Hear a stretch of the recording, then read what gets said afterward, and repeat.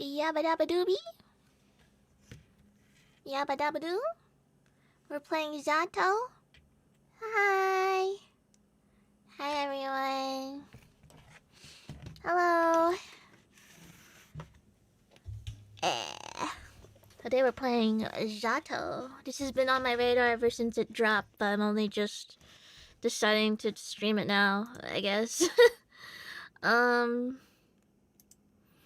But before we get into that, how is everyone? Let's do a little yap.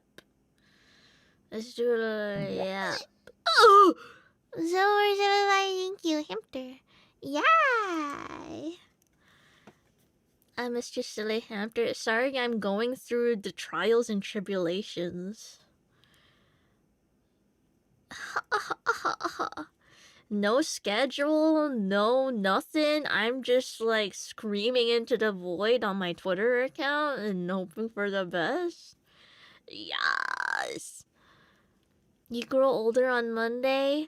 Lots of birthdays. Lots of birthdays. How are you, silly hamster lady? I'm so silly.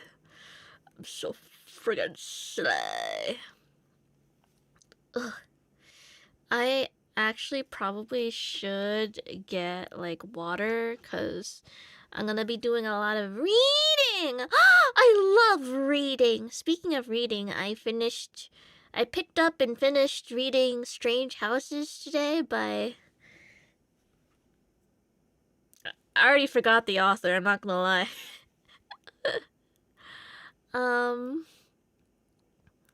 But that was fun. That was my dipping my toes into reading books again. But who gives a fuck about books and published literature when you could play visual novels on Steam? Left clicking! Wow! Hi, Amy can't talk long, playing Tarkov right now and fighting for my life. Oh, I bet. Oh, I bet. Hold on. Why did she do that? Needy girl overload? You see, I'm not a fucking poser, and I played that when that first dropped, which was pre-debut, and I got 100% all the endings. But you wouldn't know that, would you? Sorry. LOL. No one would know that, because why would they? But I love being superior about it, because it's all about the LARP. I can't let anyone know I'm a LARPer.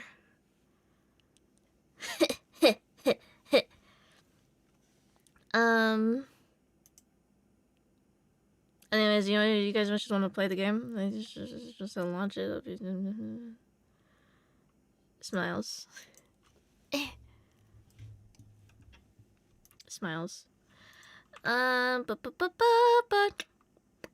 So, just like a forewarning, this is not a game. This is a visual novel. There is only one ending. I have no choice, I'm assuming. This is a linear story experience. So I'm literally reading a bedtime story. It's Friday night. We're just gonna read, okay? You planning on doing the rest of the New Vegas DLCs? Oh, I finished that. Yeah, I already finished all the DLCs. I finished the game. Well, not really. I have to do, like, a Legion playthrough, but I kind of don't want to do a Legion playthrough. I don't know. I feel like I should just move on to Fallout 1, which I have installed and started. Max Stone, by the way. Literally me. What did you think about Lonesome Road? Ulysses... Oh, Ulysses. Man.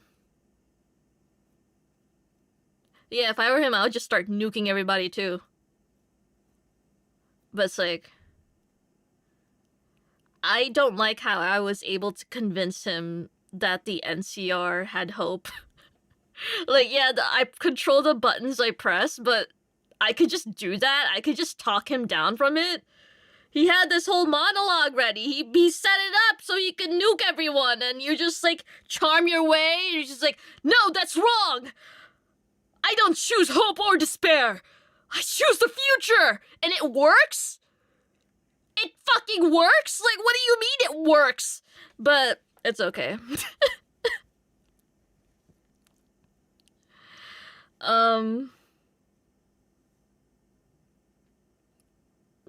But yeah, I was just like, okay, whatever. Yeah, it doesn't have to be America 2.0. The NCR could be something better. It doesn't matter if it's literally just... Ah! Okay.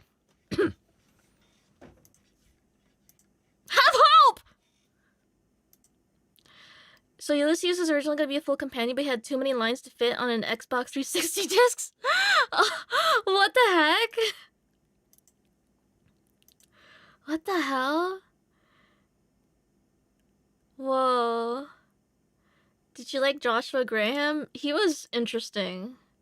It's just so interesting, like the people who serve as Caesar's, like, who served by Caesar's side, like, close hand, like, doing their own things after the fact. I don't know.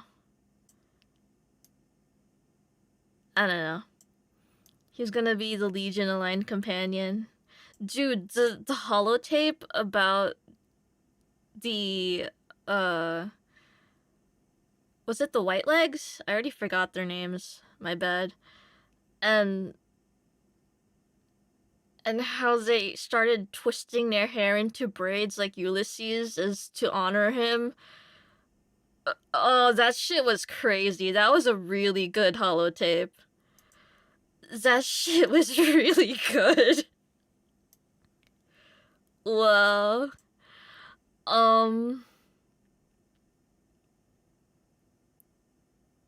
Yeah, I could feel the contempt. It was so good. I enjoyed it. Although, one thing that lost me was that I'm not sure how I got lost in Ulysses' way of speaking that I couldn't really fully comprehend, and it's probably, like, on purpose, but I couldn't really, like, discern Courier 6's, like, history that well. Even though Ulysses straight up tells you, like, in your face, like, he tells you exactly bar for bar what you did. I'm still like, I don't get it. I don't know. Like that chimpanzee with the scratching his head. Like, I don't know. It's like, huh. I did that? Really? For real?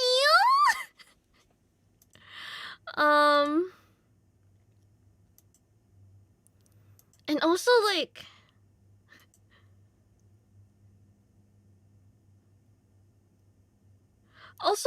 I felt like there's some sort of meta commentary going on with the, like, of course you did what I asked of you. That's just the way you are. I was like, whoa. I'm doing the quests because the thing popped up and told me to do it. And now my little dog robot is paying the price because I played the game. I was really unsure how to take that. I was like, is this intentional? Like, am I supposed to be owned? Am I owned right now? Hi. Gatojirai, happy 18 months. Boss, am I a normal lab ham? I am, right? As opposed to the freak lab ham? Which is just a normal lab ham? Yeah, you're a normal lab ham. 7475, thank you. It's funny he knows all this shit about your past but doesn't know you had your brains blown out. Survived. You could literally be a different person when you wake up because brain damage. Yeah, it's really like... Did I do that? I don't know.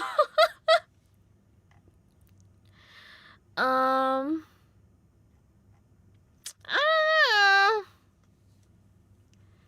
Oh well. But we're not here to talk Fallout New Vegas. Okay, maybe we're talking more about Fallout New Vegas. I started my endings with Mr. House, because I was like, I fucking hate everything. I'm just gonna give everything to this one guy because I think it's really funny. And then I did, and I was like, I mean, I guess. So I loaded my save, and then I did all my bullshit again, and then I got up to the Hoover Dam thing, and I could, at that point, still betray the NCR, so I did the Yes Man ending next, and that was kind of dookie, too. I was like, I don't really like this. And then the NCR battle had, like, more content in it, and I'm like, okay, so this is the intended experience. I was always gonna do this. I guess. And then, yeah. Sashinada, thank you. All I'm saying is that Ulysses would have never come from the whole kick in the head, so he can shut the hell up. Ulysses was cooking, let him speak. I don't know.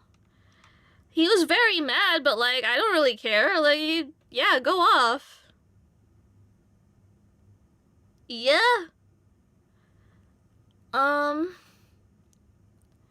The Legion route has also different content. But how different? Because can I just go full, like, Nipton and kill everyone I come across? Like, I wake up in Good Springs, I kill the doctor, and then I go outside the doctor's house and I start killing the old lady at the bar? Like, what are we doing? Did you learn to properly play Caravan? I am one of 3 people on Earth who, upon being introduced to Caravan, sat down, read the instructions, and learned how to play it. Don't mess with me. Kato Jiraiya, thank you. By the way, are you gonna read for us that Moa slop you talked about earlier? No.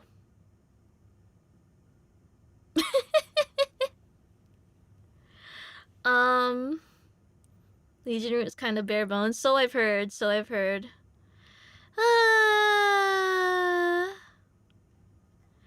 Oh well. Legion has some unique stuff too, but it's not as full. Yeah, I'll just focus on playing as Max Stone. Gato Jiraiya, thank you for the gift memes. Gift memes. Hi. Amy, are you gonna release that cover on YouTube? What cover? Oh. Oh. Hi. May you walk away, you don't hear me say, please. Oh, baby, don't go. Hi. The Legion are getting gutted as times general tragedy because they have a lot of cool stuff and conflict to share. It's cool. Yeah, like the idea is that they had like cities, and what we see in the game is just their military outposts to like get the Hoover Dam. Like, I never really considered that they had like, you know, stuff other than LARPing as football players, right? But it's like, how cool can the Legion cities be if all the women are good for are breeding and slavery? Like, how good can Legion life be? Let's be fucking real. Like, I don't know. I don't fucking know. I mean, if you're a dude, you're set. I don't think I can transition my way out of that one, man. They're making me a slave. Do they have cities in the Fallen? I thought it was just like a lore thing. At least there aren't bandits on the roads! Meanwhile, I'm like...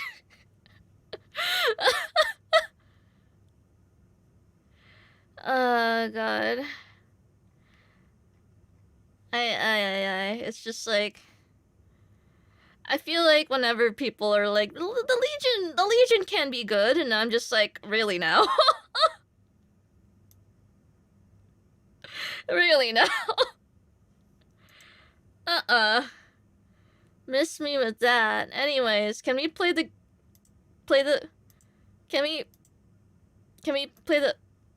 Okay, hold on, where is it? Where's the game? I didn't have it open because it plays like a little cinematic when you first open it, so...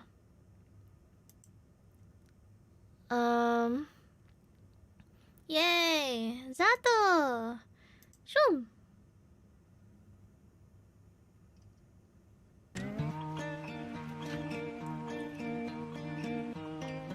Well...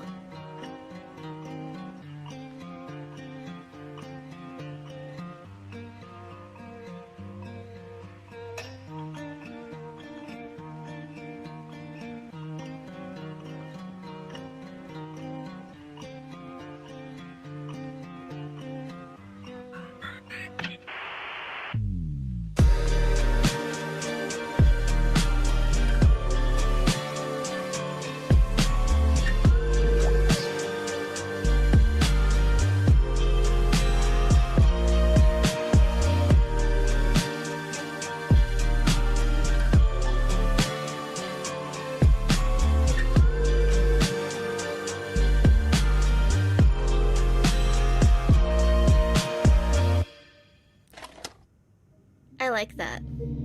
That's good. I enjoy that. Hold on, I can't see chat, actually. It should load?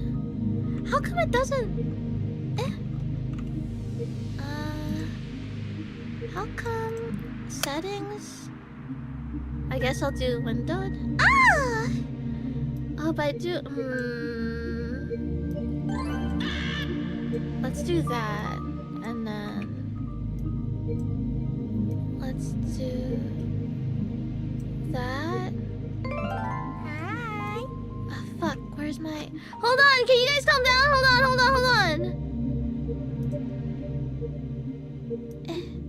So I can't do full screen, but this is good enough for me. Why were you guys gambling? I'll kill you! Someone said on a thank you. If someone says Legion can be good, you know who they voted for and that they're an incel. I don't think that's true.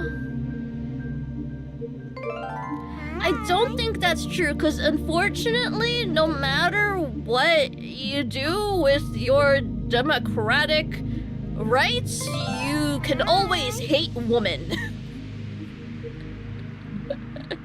I think that's a universal thing.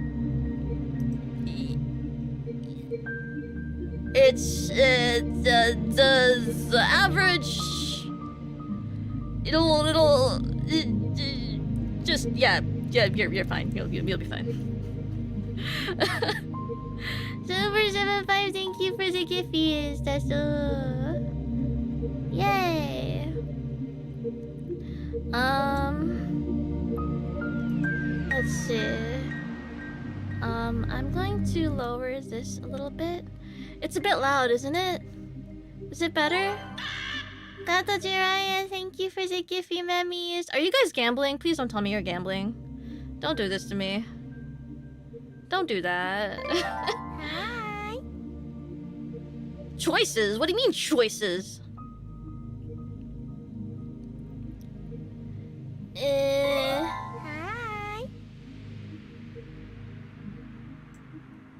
Let's go gambling. No! No! Hi. Misogyny is universal. The more you know. You don't want to hear about misogyny from a hamster, okay? Hi. Lord knows. I do not need more of it. Hi. Boss, I'm taking the lab credit card to the casino. No!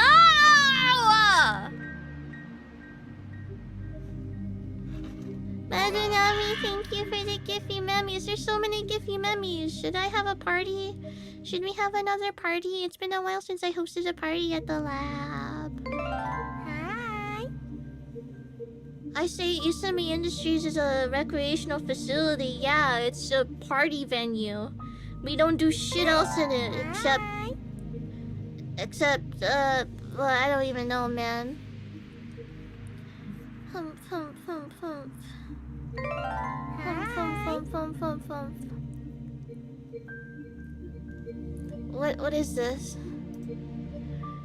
Can you help me give subs until Eimi yields and reads the Moa slop for us? I didn't even have any Moa slop specifically in mind. I just said in general that I want to read Moa slop on my potential futurely owned Steam Deck. I don't have Moa slop in mind, okay? I'm sorry. The least I could give you is my Higurashi reread with the original Ryukishi sprites. Is that Moa slop or is that Moa gem? How?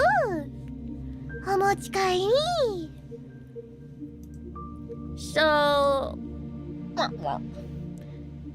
stop that. Slaps you. Stop that.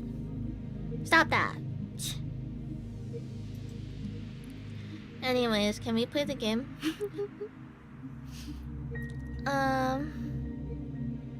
Okay. Oh.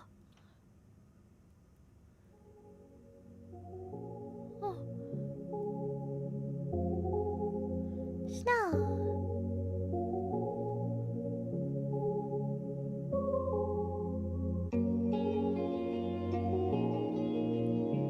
Did you know that our sun is a very unusual star?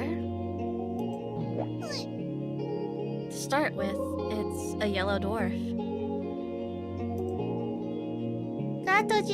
Thank you. That deal is acceptable. Smacks you. Those constitute for just 7 to 10% of all stars in the universe. It's an outlier even among those. Most yellow dwarfs are primarily covered with dark spots. The sun isn't. The majority of its surface is bright. In fact, it has 3 times the number of light spots than it does dark spots. Sure, its overall brightness index is nothing special. I'm gonna mute alerts! I'm getting into this shit! Rawr! Rawr! It's reading time! You could even call it underwhelming compared to the other stars of its type. But even so, it works harder than most to shine as bright as it can. And I find that really cute.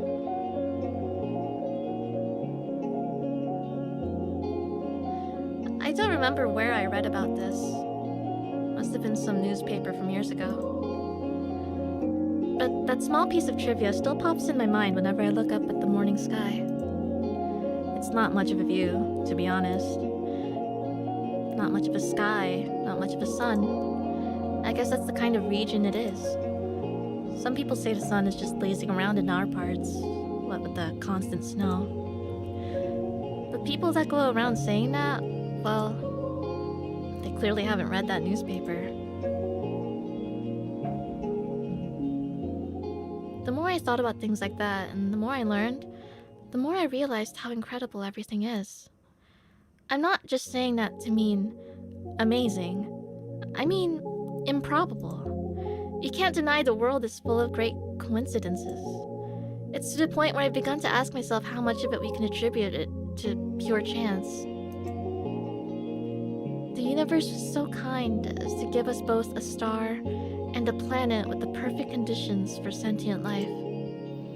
Just the slightest fluctuation in the composition of our atmosphere, the size of the globe, or the distance between Earth and the Sun, and none of the beauty surrounding us would exist. Some would call it a miracle. And, of course, that's a lovely way to put it.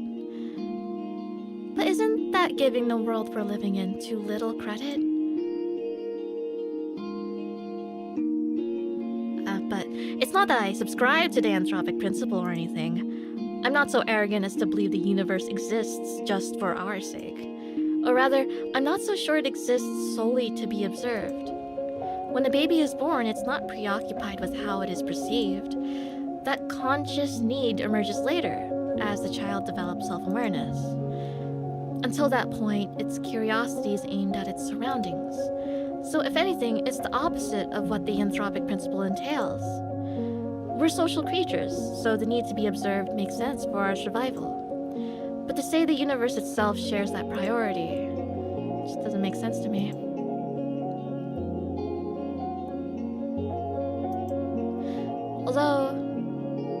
also think about it this way. A child is curious about the world because it perceives the world as external. But what if the child is the world? What if all that it could ever observe existed within itself? What can the all-encompassing universe be curious about? There's nothing but itself, so nothing but itself. There's nothing else to care about in the whole wide world. It is the world. Duh. Wait, now this makes perfect sense. If I put it like that, I guess the universe has no choice but to be self-centered. Even if this wasn't the case when it was born, what if the universe developed a desire to be perceived by others as it matured? The same way that a child would. And what do we do when we want others to perceive us a certain way? We try to mold ourselves accordingly. I think I get it now. The universe gradually felt the desire to be seen. It wanted to be admired, loved, and observed, because there's nothing more a world can do but to observe itself. It's the best and only pastime there is, as far as the world is concerned. And if observation is good, more observation is even better. Of course, an endless universe can observe itself endlessly. You can say that its observation value equals infinity. That value may seem absolute, but it really isn't. Not in mathematics. Infinity plus 1 exists. It's a value that the universe could never reach as a singular, albeit infinite, observer. So it had to create few finite observers to add to its infinity. It needed to create sentient life. Sentient life is the plus 1. When I put it like that, it sounds like all of us are extras at a party. Now that isn't fun. This vast, mighty universe changed itself so meticulously to make new observers possible. It fine-tuned all of its systems so precisely, just to have us here. It worked so hard just to share its one joy with us. Us, worthless insects. Oh no, this can't be. That's cute. That's really cute. I should have expected this. I should have known the infinite universe would be infinitely cute. This world truly is wonderful. Wonderful, wonderful.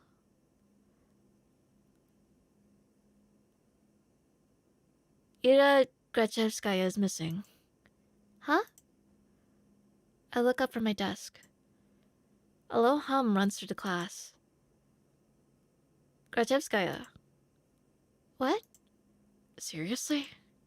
She's just skipping. Nah, she ran off with that one guy. You saw? No, but come on, you know her. She's Silence! The teacher taps her journal on the desk. Ira's parents filed a report yesterday night. They haven't seen her since she left for school. Another round of whispers. The teacher raises her voice. So if any of you have information that might help in finding Ira, please report it to the teacher's office or the police after class. That is all. On to the lesson. A chair creaks in the back. Wait! Do you really expect us to just study like normal after hearing that? Yeah, we're shocked, you know. We're worried sick. Seriously, our classmate's missing. Our friend, our erotica. I don't know Slavic words. The room fills with repulsive giggles. Cut it out. Garen, sit back down. The teacher's voice sounds just as dry as it did when she broke the news. She turns towards the blackboard to write down the date. We all know the situation will probably resolve itself just fine. So let's not act dramatic. If you have anything valuable to say, I'll be happy to hear it in the office. She puts the chalk down and begins the lesson. It's December 19th. A bird flies past the window.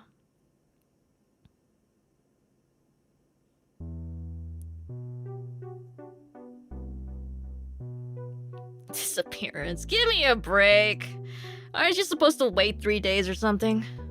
That's a myth. You can file a missing report whenever, especially if it's a kid. Oh yeah? Hey, let's report each other as missing and see who they find first. You're on! No, but seriously, what's with the sudden hubbub? So she didn't come home, big deal. I thought wandering off was her whole thing. Right? That's just Gajewskaya for you. But her parents just want some attention. Like they need any more of that. I mean, I've heard some weird cases. Yeah, never say never. Crazy is genetic. You think she's in some crack house now? No way. Do we even have any? I wish. At least there'd be something fun to do. Honestly. Hey. But she's like, for sure with the guy, right? The guy? You don't know? A bunch of people have seen them together. It's some older dude. He's like 30 or something. Ew! Are you serious? Yeah, it's so trashy. I slowly walk behind my classmates as we head to the next lesson. It's irritating. Their conversation is ticking me off. I'm not sure why. It's not as if it's not as if they aren't making sense. It's not unusual for Ira to wander off somewhere on her own. I'm not treating this news with any real gravity. Really, I'm no better than them. There is a trace of worry in my head, but it isn't directed towards Ira. Am I pronouncing that right? Is it Ira? Ida?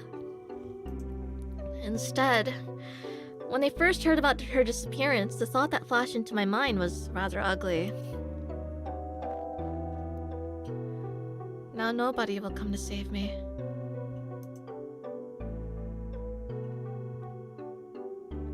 Gross. But regardless of what people are saying, and regardless of what I personally think, that's still a missing person. Her poor parents must be so worried. Just picturing it makes me feel glum. I'm not surprised Ira would just run off somewhere without telling anybody, but still. Not the I pronunciation? Okay.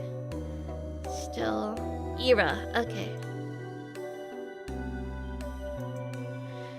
It's not like we've ever been friends. It would be stranger if I acted all torn up about it, right? She's just that kind of person. Always getting herself in trouble, always hanging out in places she's not supposed to be at. They're right. This wouldn't be the first time Ira left for God knows where. But is it really true? The stuff they said about that older man. I've never seen or heard anything like that. Even though this whole time... I suppose it's plausible knowing how some girls are. Even so, I'd never have thought Ira would be the type to be love-struck like that. Love-struck, huh? When I put it that way, then it's almost... Yeah, it's most definitely cute. Ira in love. Forbidden love, too. Wow. I'd never have guessed. I never took that girl for a romantic. But she is a girl at the end of the day. And she does like those types of books. So perhaps she was planning to elope all along. Ah, crap. It's all so complicated. I'm really torn on this. I really am. On one hand, it's super romantic. Such beautiful young love with no regard for what anyone thinks. It's so incredible. It's incredibly cute. But on the other hand, I'm really sad. It's selfish and it's dumb, but if Ira is really gone, it's like I've got nothing to hope for anymore. Hey, Shabina. Huh? Oh, I'm kind of covering her a bit. Let's... Oops. How do I... Should I maybe go on this corner instead?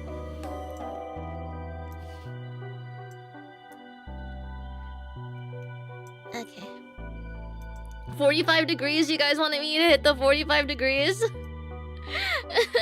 Hit the rotate? Okay.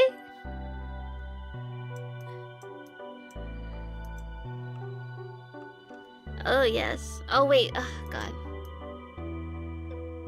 Okay. Rotates your hamster.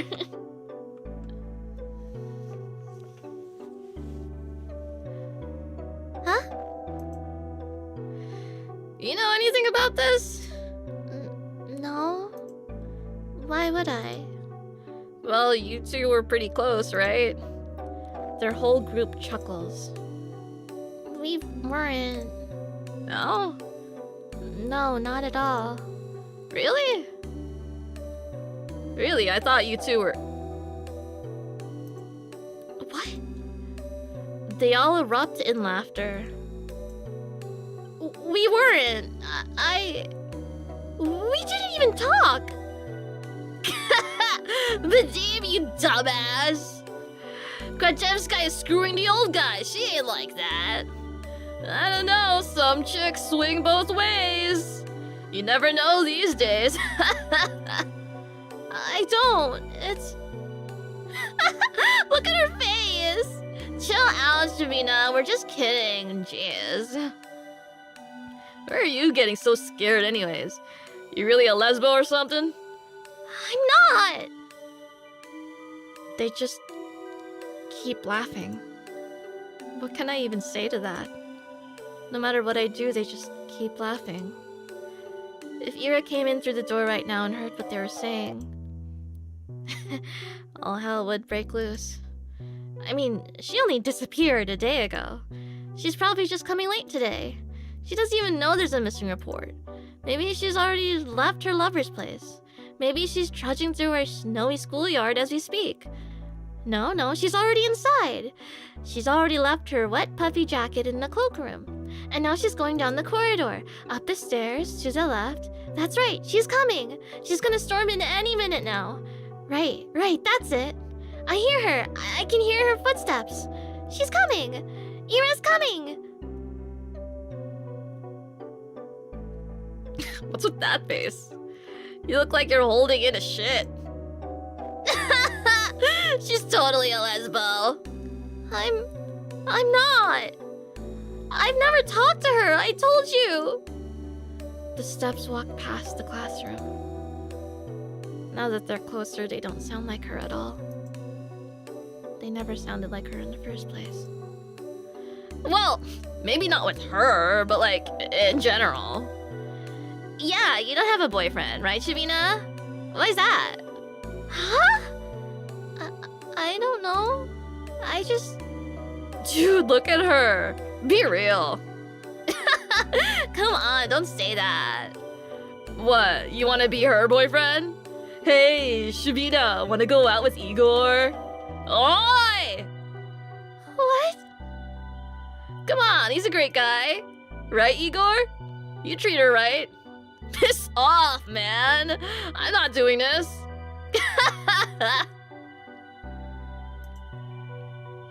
I bite my tongue. There I go again. Bad habit. It's not like it works anyway, so why do I keep doing it? I plop down at my desk and start mindlessly flipping through the textbook. I need to stop indulging fantasies like that. It just makes me feel stupid every time. If Ira came in through that door and beat them up right then and there, would it really help my case? They'd probably keep saying those same things behind her back. And to my face. I guess it really would be for the worse. Yeah, I shouldn't have wished for that. If Ira saw that, it would just add fuel to the fire. So, it's a good thing that she didn't interfere. It's a good thing. It's a really great thing. At least these guys don't bother me for the rest of the day. Everyone's too preoccupied with gossip. I can't focus on studying either. I keep thinking. The last time I saw Ira, the teacher says her parents saw her leaving in the morning, but she didn't show up to class. That part's nothing new. Ira's always had a bad attendance record. So I assume she skipped as usual and went to see that man they talked about. Did she go to him right away? Because in that case, yesterday evening. How do you pronounce her name? How do you pronounce the main character's name? Asha? Asha?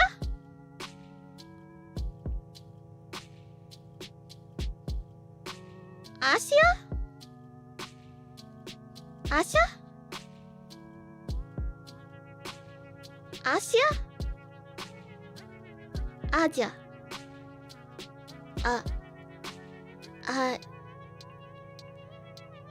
Without the I. Aja. Aja? Ja or sha? Sha. Sha! The teacher's office, was it? I'm kind of scared of going straight to the police. But I should probably report that. Not sure if it will be of any help. And for some reason, the idea of telling anyone what I saw, something about it just doesn't sit right with me. But there's no logical reason for that. I need to get over myself. Sure, she's probably fine. I know that. Freaking everyone knows that. But if she's not, well, I'm gonna regret it big time.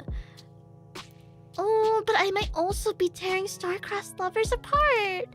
If Ira really ran away to be with someone that she cares about so deeply, away from society's ridicule, would it really be right to ruin it? Crap. I have to admit, I'm also a little judgmental. I mean, it's really beautiful. I do believe that judging love like that is ugly, ugly, ugly, but whenever I start to consider it closely, I just can't brush off how much older that man is. I just can't. I'm really no better than the rest. Wait! That's it! So that's why I don't want to tell anyone about what I saw. It must be the good in me screaming, "Don't ruin their good fortune! They're probably so happy together right now, it's none of your business!" Gosh, yes, that must be it. That explains everything. Should I follow my heart then? Should I keep silent? It's not as if what I had seen will make a difference. It was kind of inconsequential. There's no point in telling anyone about it at all. It's not the kind of information that points to any particular location or culprit. Not that there is one. So let's keep silent and everyone will be happy. I'll be happy, the good irrational me will be happy, and the cold reasonable me will be happy as well. Yup. Good job, Asha. You solved it. Aw, it sure is nice to have a clean conscience. Well, no need to loaf around here any longer. Guess I better head home. Counterpoint! What if... And... bear with me here. What if Ira is actually missing? Despite all odds, there's always a possibility that she is in danger. If there's even the tiniest chance that my report will help in finding her, then that info is worth providing.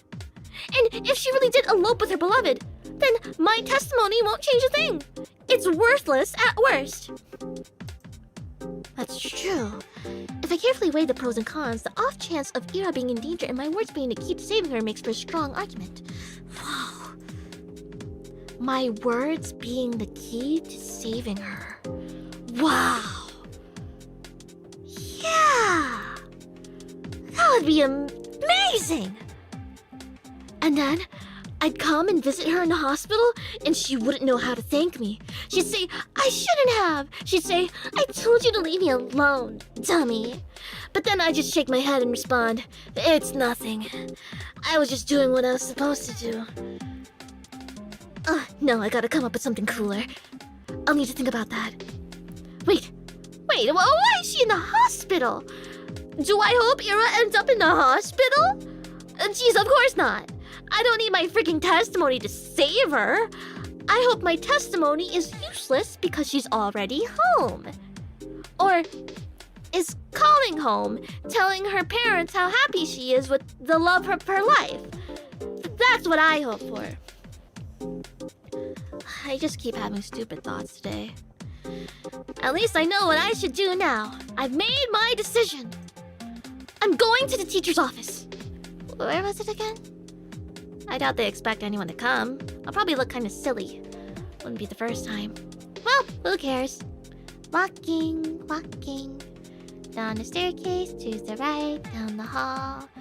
There, that's the teacher's office. Oh? A girl. There's a girl standing there, right by the door. I think I've seen her before. Is she an upperclassman? Our town is really tiny and so is our school. If I were a better person, I would know her name. Hmm? She turns to look at me. I'm not sure what she is expecting, so I nod a little. Is there a queue? A queue? To the office. Oh. Oh, no! I'm just waiting for someone. Okay. Hey. What? You're Asha, right? Yes! How did you know?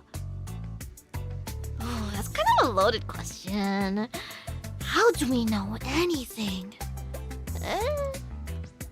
I mean, it's not like we have lots of faces to remember here. You know me too, right?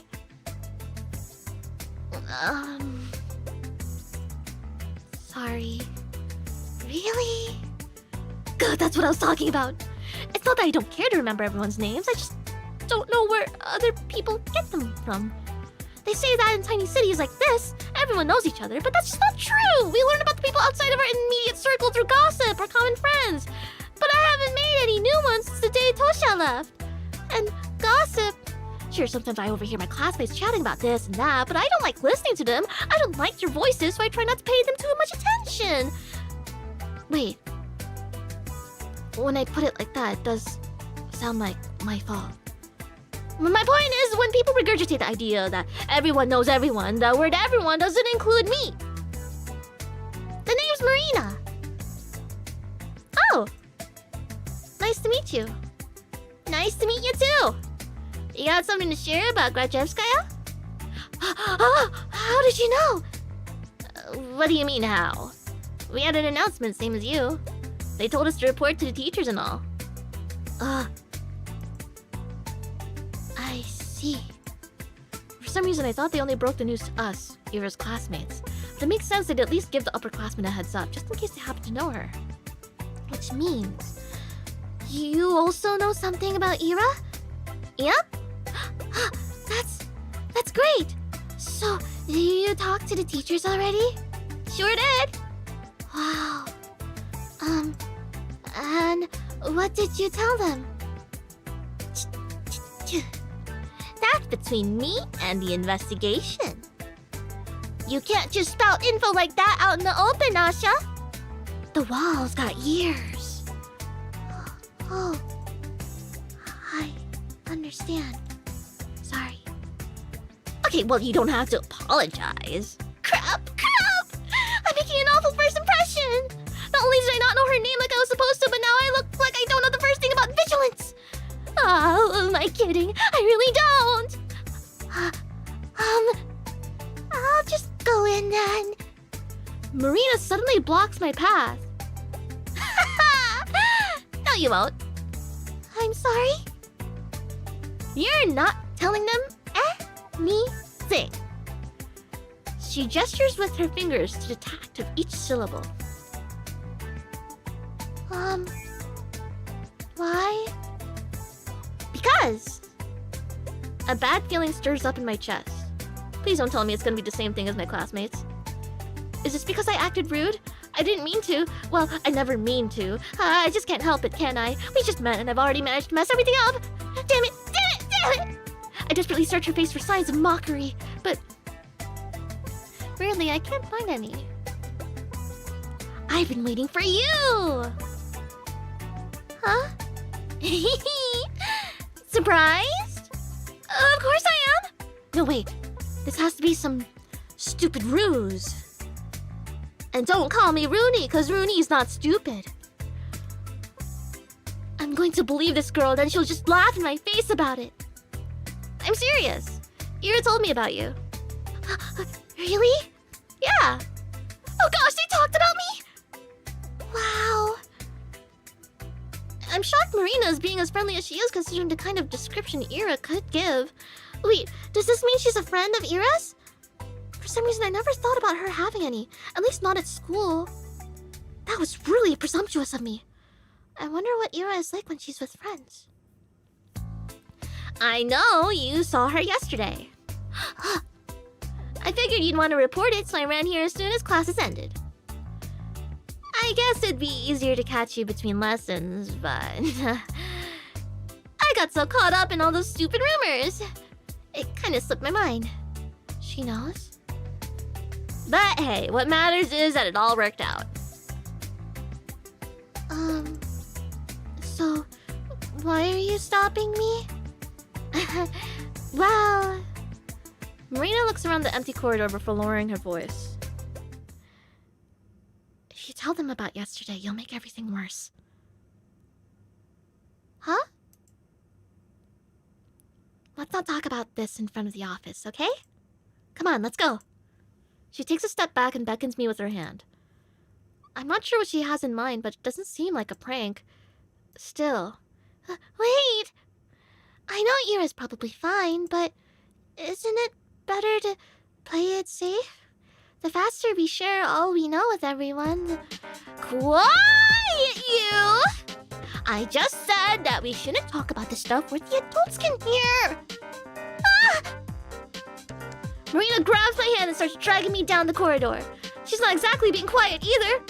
All my stumbled protests sound so weak they might as well be white noise to the other girl. Yes, I spent half the day doubting whether I should report at all. So what? I carefully examined my options and came to my own conclusion. I deserve to see it through. I deserve to testify. But some part of me is relieved that the ultimate choice was made for me. I mean, that silly gut feeling I thought I overcame with reason has come out on top. So there was something to it in the end. So I was right. My heart was right. Sure, I can't actually know that since I'm yet to hear what Marina has to say, but this can't be pure chance, can it? And if it's not, what does it actually hinge on? Does Marina show up because the world needed me to stop me for the sake of something more important? Or did Marina show up because I subconsciously wished for something, for anything to stop me? Whatever it was, I guess I don't mind this after all. I think I'll stick to the grander narrative angle for the time being. The world bending itself to the will of some worthless gnat is a preposterous idea. But it wouldn't be the first time for me, would it? And the fact that the world, for any reason, has decided to guide me toward the right path. That's so endlessly sweet. Okay, down the stairs to the lobby to the coat room. I don't resist anymore. Marina drags me along and I can feel my doubt turning into excitement. This is definitely the right path. This girl knows about Ira. I want to know more about Ira too. The whole world wants me to know. I like Asha. Okay. I'm digging this so far. I'm enjoying this. Oh.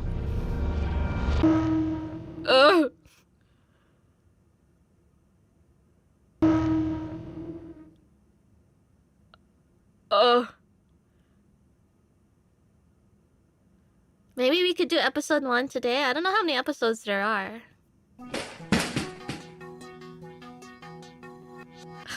What the hell is your problem? Everyone is looking from Ira to Garen to the chair that just crashed on the floor next to the boy, barely missing him. Huh? Krajewskaya, what the fuck? Is she insane? Somebody call the teacher. That's Ira? Okay. Giving Izuru Kamakura slayage? Not paying any mind to the commotion that has filled the classroom, Ira storms towards Garen. Her face is contorted with rage. Before he can react, she rips the notepad from his hand and slams it on my desk. I hastily grab onto it. Read that again and I'll kick your teeth in. Huh? Are you nuts? Ira doesn't respond. For a second, she just glares at him, then turns around and stomps back to her desk. The classmates who were caught up in a laughing fit just a moment ago are now watching her in silent bewilderment. They scoot out of her way as she retrieves her bag, then heads towards the door. Crazy bitch! She ignores him. Grachevskaya, where are you going? Hey! Ira forcefully pushes past the teacher. You... Grachevskaya! What do you think you're doing? Your parents will hear about this! Her threat falls on deaf ears.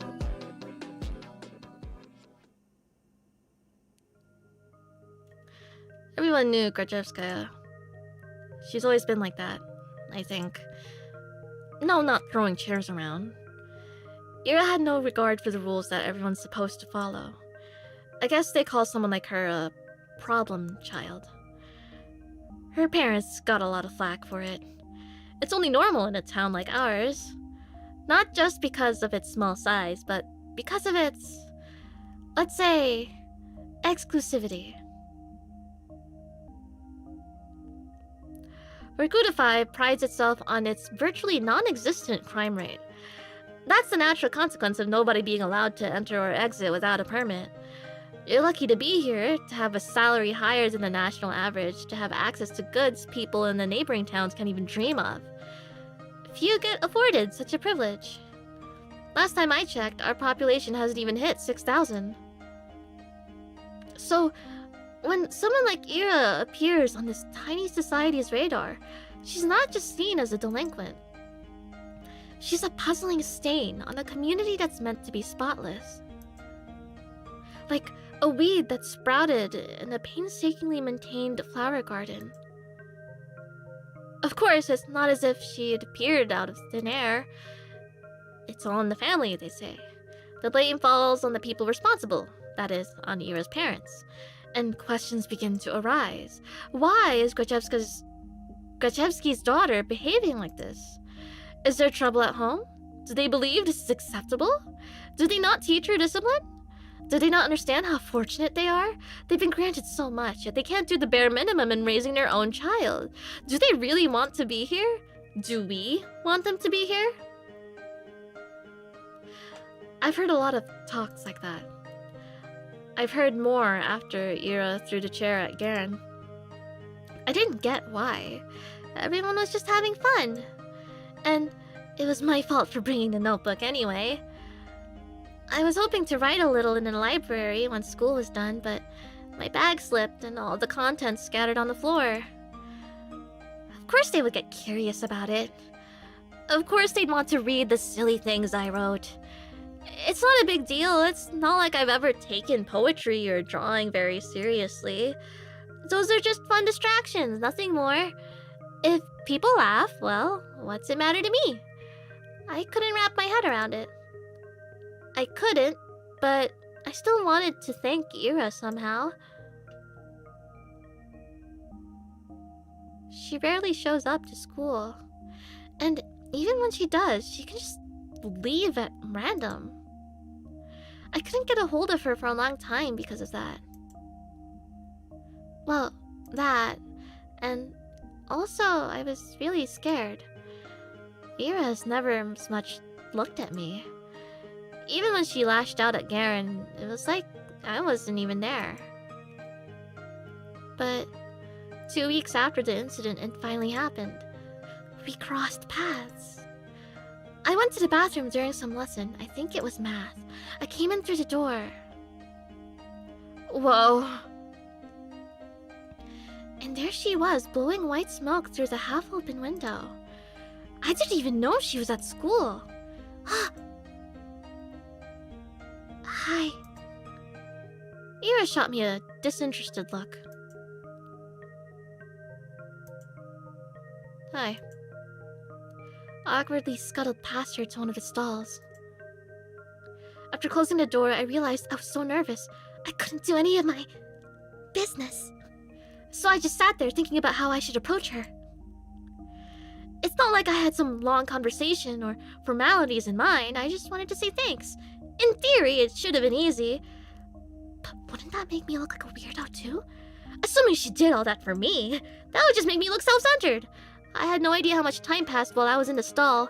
Maybe 5 minutes, maybe 20 seconds. But when I heard what sounded like her getting off the windowsill, I swung open the door. Huh? I froze up. She stood next to the window, bag in hand. The cold draft wafted through her hair. I had to say something. I got this rare chance. The world gave me this rare chance to tell her what I wanted. But what am I supposed to say? Thank you? After I just tumbled out of a toilet stall? What? She raised an eyebrow. I just stood there with my mouth helplessly open, as if I'd just gone mute, as if every word in the Russian dictionary got wiped from my brain. Whatever. No, wait! Please! I took a step towards her, and she jolted away like I were a leper. I didn't know what I should say or ask. I just knew I had to say something, even if it was the first thing that popped to mind. What? What the hell do you want? Isn't it cold? Huh? The windowsill. When you sat smoking there right by the window, I thought, weren't you cold like that? Huh? She blinks. Not really.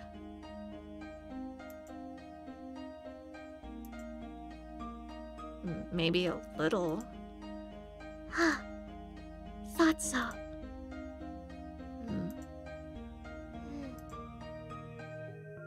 Anything else? No. I mean, yes. I'm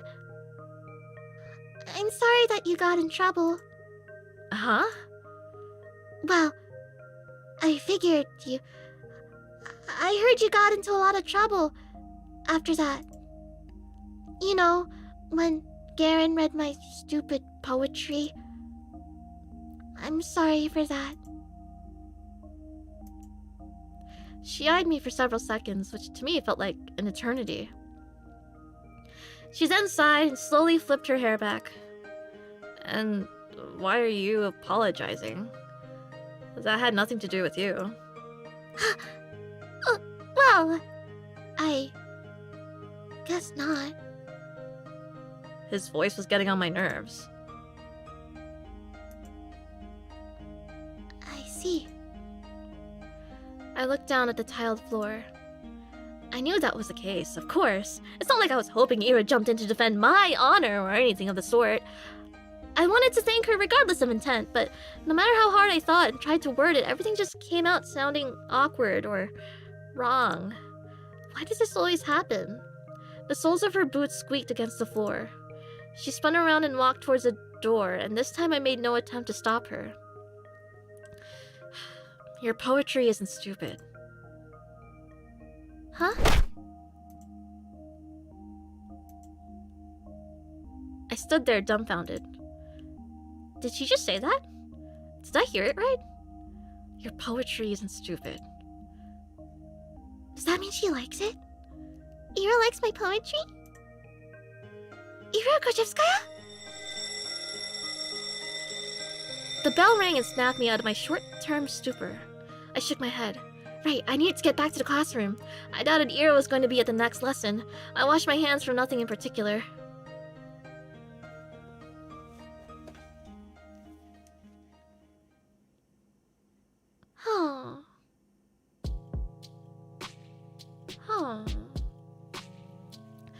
Weeks passed. My life didn't exactly change. I went to school the same way. I sat through the lessons and went to the stores and to the library or for a walk. And then when it got dark, I headed home. Day after day. Huh? My notebook. I just left to get a snack from the cafeteria. Where did it go? Oh, Shabina. We borrowed your homework for a second. You don't mind, right? It's fine. Thanks! By the way, is this supposed to be you? He lifts a scrap of paper up to me. Oh no. I forgot I left it in there. No? It's just a drawing. Yeah? You sure?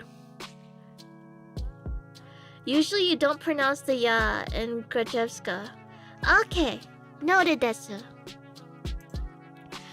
It really looks like you, if you were pretty. It's not me. Whatever you say. Sometimes my classmates joked around with me. Whenever that happened, my thoughts involuntarily drifted to Ira. She still attended classes, albeit irregularly. She always vanished during breaks. I don't know where to, and I wouldn't dare ask. Something told me she'd say, "None of your business," if I did. And she'd be right. But even so, I kept imagining those scenarios in my head. Not just when I was being laughed at. I started doing it when I was walking home from school or to the store or just wandering the streets killing time. I kept thinking about how funny it would be if I bumped into Ira. I thought how interesting it would be if we talked. I even tried to stay out longer. I started to take new routes. It's embarrassing to think about it now, but... Ira! She just walks past me in the corridor. Not even a nod, not even a look in my direction. I guess I don't exactly stand out in a crowd, but... No, it's my fault for mumbling. I should have spoken louder. Even though it took all my courage just to muster that much. Even though I definitely think she should have heard it. Hey, Vadim. What? Remember when I gave you 50 kopecks? Can I have it back? 50 kopecks? What was that again? Last Friday. Jesus. You remember things like that? Can I have it back? Man, I don't even remember taking it. You sure you're not making this up? Maybe you gave it to someone else. No, it was you. Jeez. I don't freaking know. It's half a ruble, Shabina. Who gives a shit? Yeah, why do you care so much? So petty. You probably just lost it or something. My eyes keep snapping to the doorway. It's empty, of course. What am I waiting for? Even if she showed up, what would she do? Mug him in front of everyone? That would be really funny. Hey! Stop thinking that! Maybe he really did forget! Who knows? I really shouldn't be upset. It's not that much. You could go grocery shopping with that, but it's not the end of the world. I'm not exactly starving. Lately, I've been eating too much junk anyways. Yeah. Maybe if I eat less of this stuff, my skin will clear up. That'd be nice. Asha, you don't use makeup at all, right? No, I don't. We're not allowed to, though. What are you saying? They allowed it last year. Really? Nobody's gonna send you home for it. Oh, that's good, I guess. Oh, those are girls. Okay, I'm so used to classmate A, B. Oh, wow. Okay, never mind. These girls rarely talk to me. They're usually pretty nice, though. At least when they're not joking along with the guys. I think one of them likes Vadim. She laughs a lot whenever he says anything to me. I suppose we have very different senses of humor. But you never tried it before, yeah? Makeup? No, never. Seriously? You're like 15 already. 14. Same thing. You gotta learn to do it at some point. Especially with that complexion. Well, I'm not really... Hey, Hey, how about we help you out? Huh? Yeah, just some light makeup. You'll see what it's like. I don't know. Come on, it's gonna be fun. Yeah, you're gonna love it. Alright, but... Yay! Come over here then. I don't think people do unpleasant things on purpose. Nobody wakes up in the morning with the goal to make somebody feel bad. I really believe that. If someone is doing something hurtful, they don't fully understand it. So, I shouldn't wish bad things on people who don't really know they're being mean. I shouldn't wish for Ira to appear and interrupt them, or to scream at them, or punish them, or anything. I can still hear everyone laughing as I run out to the corridor. I'm covering my face. I don't need any teachers seeing me like that. At least the toilet's closed, so I can wash this mess off quickly. Ugh. I should stop falling for these pranks, but... Sorry. I lift my face up without thinking.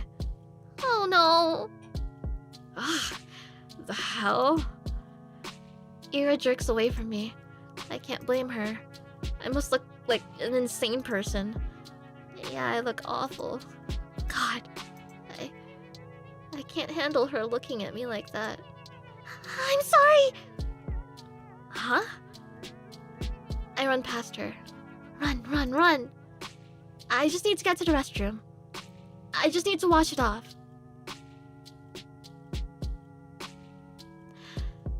After about a month, the reality had dawned on me.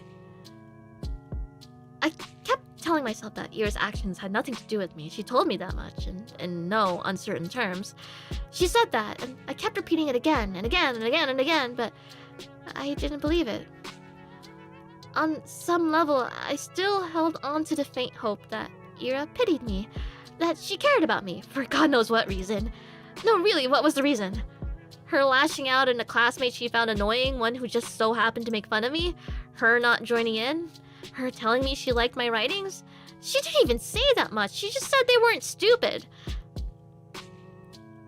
Oi! Huh? 3 coins clink against my desk. 20, 10. So he remembered.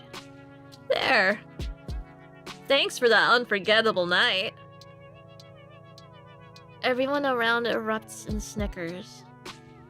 Hey, you're a cheap deal! You free later? Very funny. Oh, please, Shabina, get a sense of humor. Your race is dragging down the class morale. That's right! You're doing us all a disservice. Think of your classmates for once. Jesus. Oh, but happiness, thank you for the dono. Sorry, I'm like ignoring alerts right now. I'm trying to be on the... I feel like if I stop to read everything, the flow would be off. I'll read them all at a certain point, desu. Sniffles, sniffles. Yeah. Should I just do that now, actually? Okay, hold on. Ano.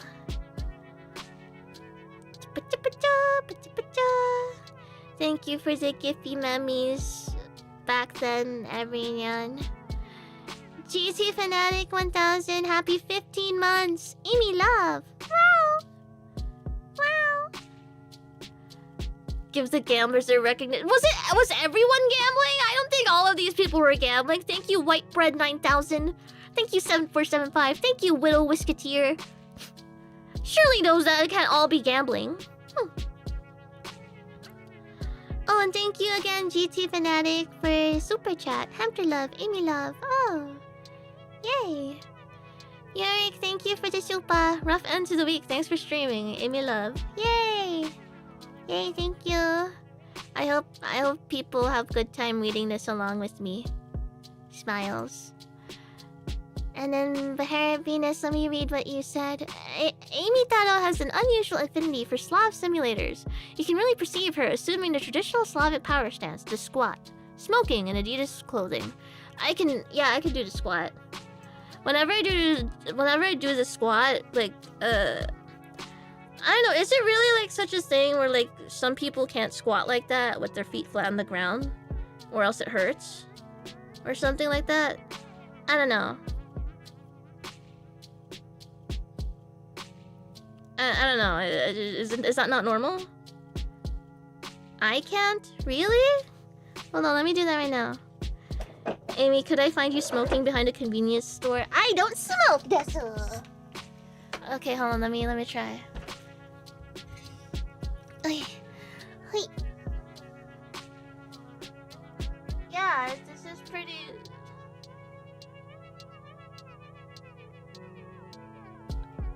So you can't squat on your heels? What does that mean?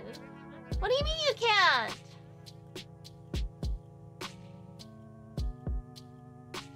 I don't understand. Like, it's just as easy as sitting on your own butt. Right? Hamo. How curious indeed. But while we're at this break, yumma. Since we're taking a break right now, I'm gonna get some water because I didn't get water prior to starting stream. And maybe this could be a nice little break, Desu. No, the butt doesn't touch the floor. Yeah, it doesn't touch the floor, but I'm like sitting on my own ankles, kinda. And even if I were lifting up, it isn't that bad. Do you keep your knees together or apart? Apart? Is it different, more difficult otherwise? Hold on, let me pull up my thing. Oh! Something fell. Okay, so if I go down like this. Yeah, like so they're spread. My knees are my legs are spread. Amy's legs are spread? But my feet are flat on the ground. And my butt is a couple inches off the floor. And I don't get it. For free?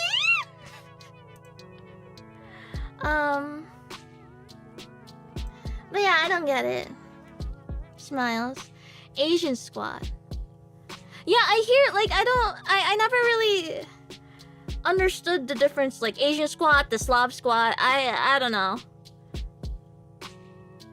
Shake that thing! Also, apparently I have an arch in my feet. I got my feet scanned at a sneaker shopping place, because I was buying new shoes for my steppies.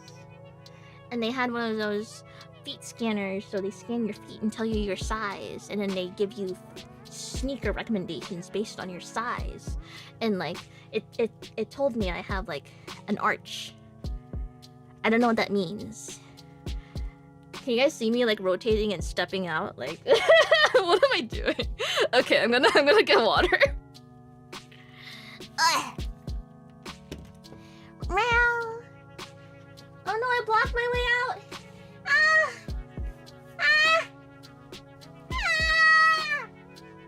Oh, that's a good frame. That's a good frame. I'm about to.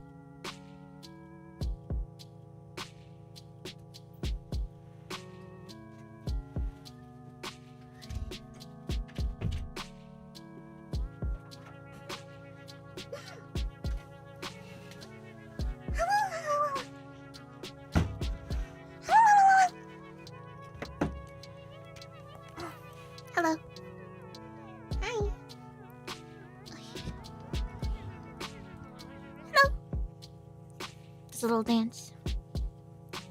This little dance. Oh! Oh, that was just my phone. Okay.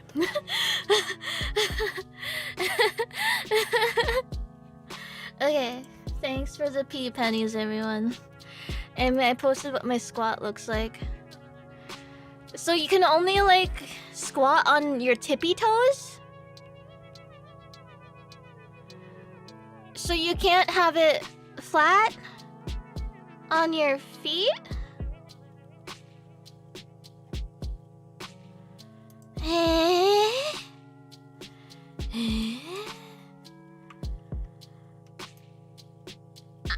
I can just never understand, I guess.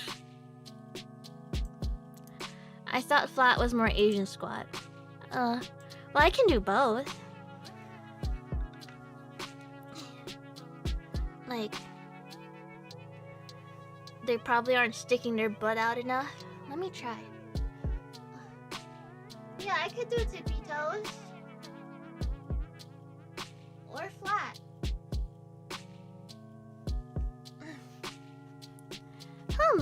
Hummel. Much to consider, Desu.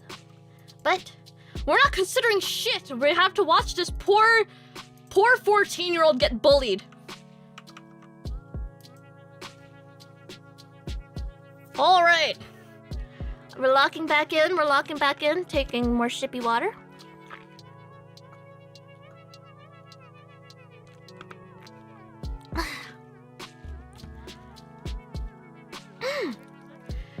Alright. Let me just put my mic closer to my mouth. I let myself believe something would change. I thought about it as if I deserved it. As if I didn't have it good enough before. As if my life had any real problems. I was just being greedy, plain and simple. Getting my hopes up over some silly coincidence. It's all so stupid, I can't help but laugh. But that's okay. I know better now. I was being ridiculous. It's shameful to admit to, but better late than never, right? I got a little too caught up in my own little world. And hey, even if they didn't amount to anything, I can still appreciate those little encounters with Ira for what they were. Brief, but wonderful moments. I could reminisce fondly about the one time I lucked out and saw Garen all scared and confused. Or that one time somebody gave my work a compliment, backhanded as it was. I could do that, because everyone does that. Everyone has those little things they look back on with a smile. It's beautiful in its own way, is it not? Our whole lives are a series of episodes, both good and bad. It doesn't matter if they grow into a bigger story, because each moment has a lot of merit on its own. It's something I should learn to be content with. It's something I've been perfectly content with until now. Until I decided that what I had wasn't enough.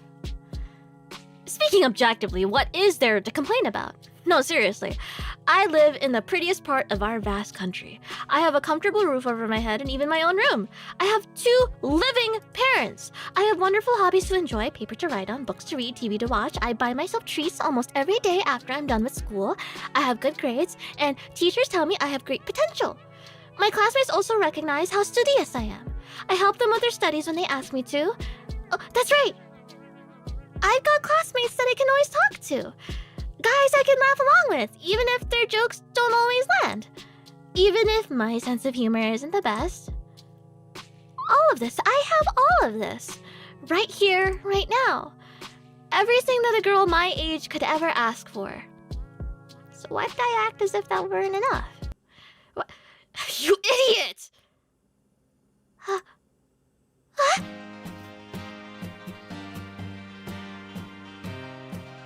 Why the hell do you always go along with some bullshit? Ira looks like she's going to slap me, but instead swings her boot against the snow hill. She then turns to me and starts roughly swiping clumps of snow stuck to my coat. My whole body feels slightly numb. When I start to speak, my voice comes out weaker than expected. Ira, how did you know I was here? Doesn't matter. I heard that asshole Garen giggling about it. Can you stand? Yeah? I clumsily get up. My limbs feel rigid. I know you shouldn't sit on concrete when it's cold. I wouldn't normally. But there was nowhere else to sit near the school's back entrance, and my legs were starting to get tired. I half-heartedly shake the snow off my skirt and tights. The flakes fall gently on the ground below. I look at Ira. Her face is... The word concern flashed in my head, but I've already learned I'm no good at judgment like that. I shouldn't be presumptuous, it's a bad habit of mine. I shouldn't flatter myself. I shouldn't, but the question escaped before I managed to cut myself short. So... why are you here? What do you mean, why? I told you Garen was bragging about slipping you that stupid letter. No, that's not what I'm talking about. Well... this doesn't have anything to do with you, does it? As soon as I say that out loud, I realize I messed up. I really did. Now she's going to punch me. Ira's going to punch me for real. She's going to punch me and then never speak to me again. I don't even say sorry, I just brace myself for the incoming blow. Physical, verbal, I don't care. I've earned it. No, not really. It doesn't concern me at all. It's just annoying. Is that so? Yeah. She pissed me off. And you pissed me off too. Huh? I don't freaking get you. You knew it wasn't real. There's no way you believed that, right?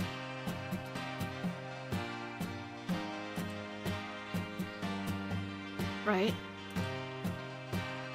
I didn't believe it. I'm not that stupid. I looked down at the moist and crumpled letter I forgot I was still holding. It's the oldest trick in the book. A love letter prank? Really? Who would fall for that? I stare at that shriveled up piece of paper and something about its whole existence feels extremely sad to me. You want to burn it? Huh? I have matches. Oh. No thanks. It's wet, anyway. I fold the letter and shove it into my pocket. It will get damp inside, but I don't care. I can't throw it away. A fake confession is still a confession, in the end. Those words didn't choose to be written insincerely. It's okay. Even if this whole thing isn't real, I met Ira today. Ira came. After all these weeks of praying, Ira came! Thank you. Huh? I smile at her. Even after I said I'd come to terms with it, no, right as I was saying it to you, to myself, to the world, I knew that I was lying. I couldn't throw away that last dumb scrap of hope I had. That, small, involuntary thought that crept into my mind whenever I felt slightly lonelier than usual. Even if it took so long, she finally came.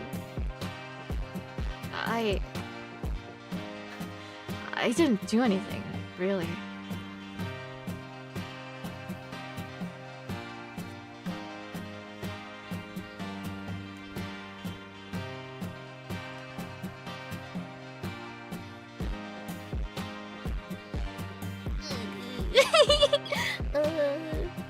They're cute. Oh, they're cute. Oh,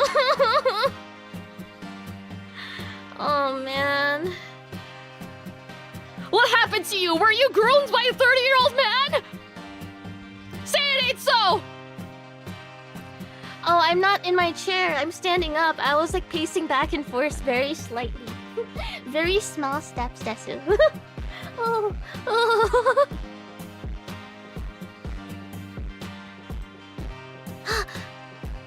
Flustered. Ira's flustered. Is she flustered? Really?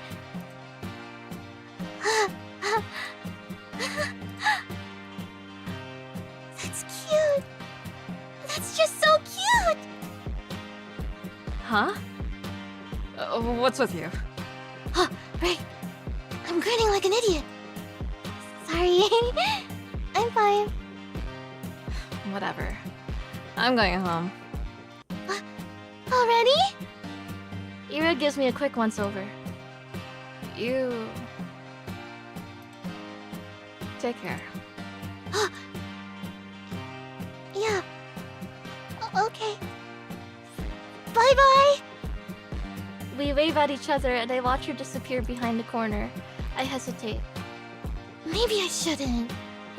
But it feels like there's still so much I want to say to her. I don't know what or why, but I just know that it's a lot. I turn and walk a couple steps in the direction of my home. No. Change my mind. I run back. Crap, my legs are still so stiff. I turn the same corner Ira passed not even a minute ago, and she's already gone. I sigh. The snow here isn't deep enough to leave clear footprints. Not that I'd be desperate enough to follow. Why does she always leave in such a rush?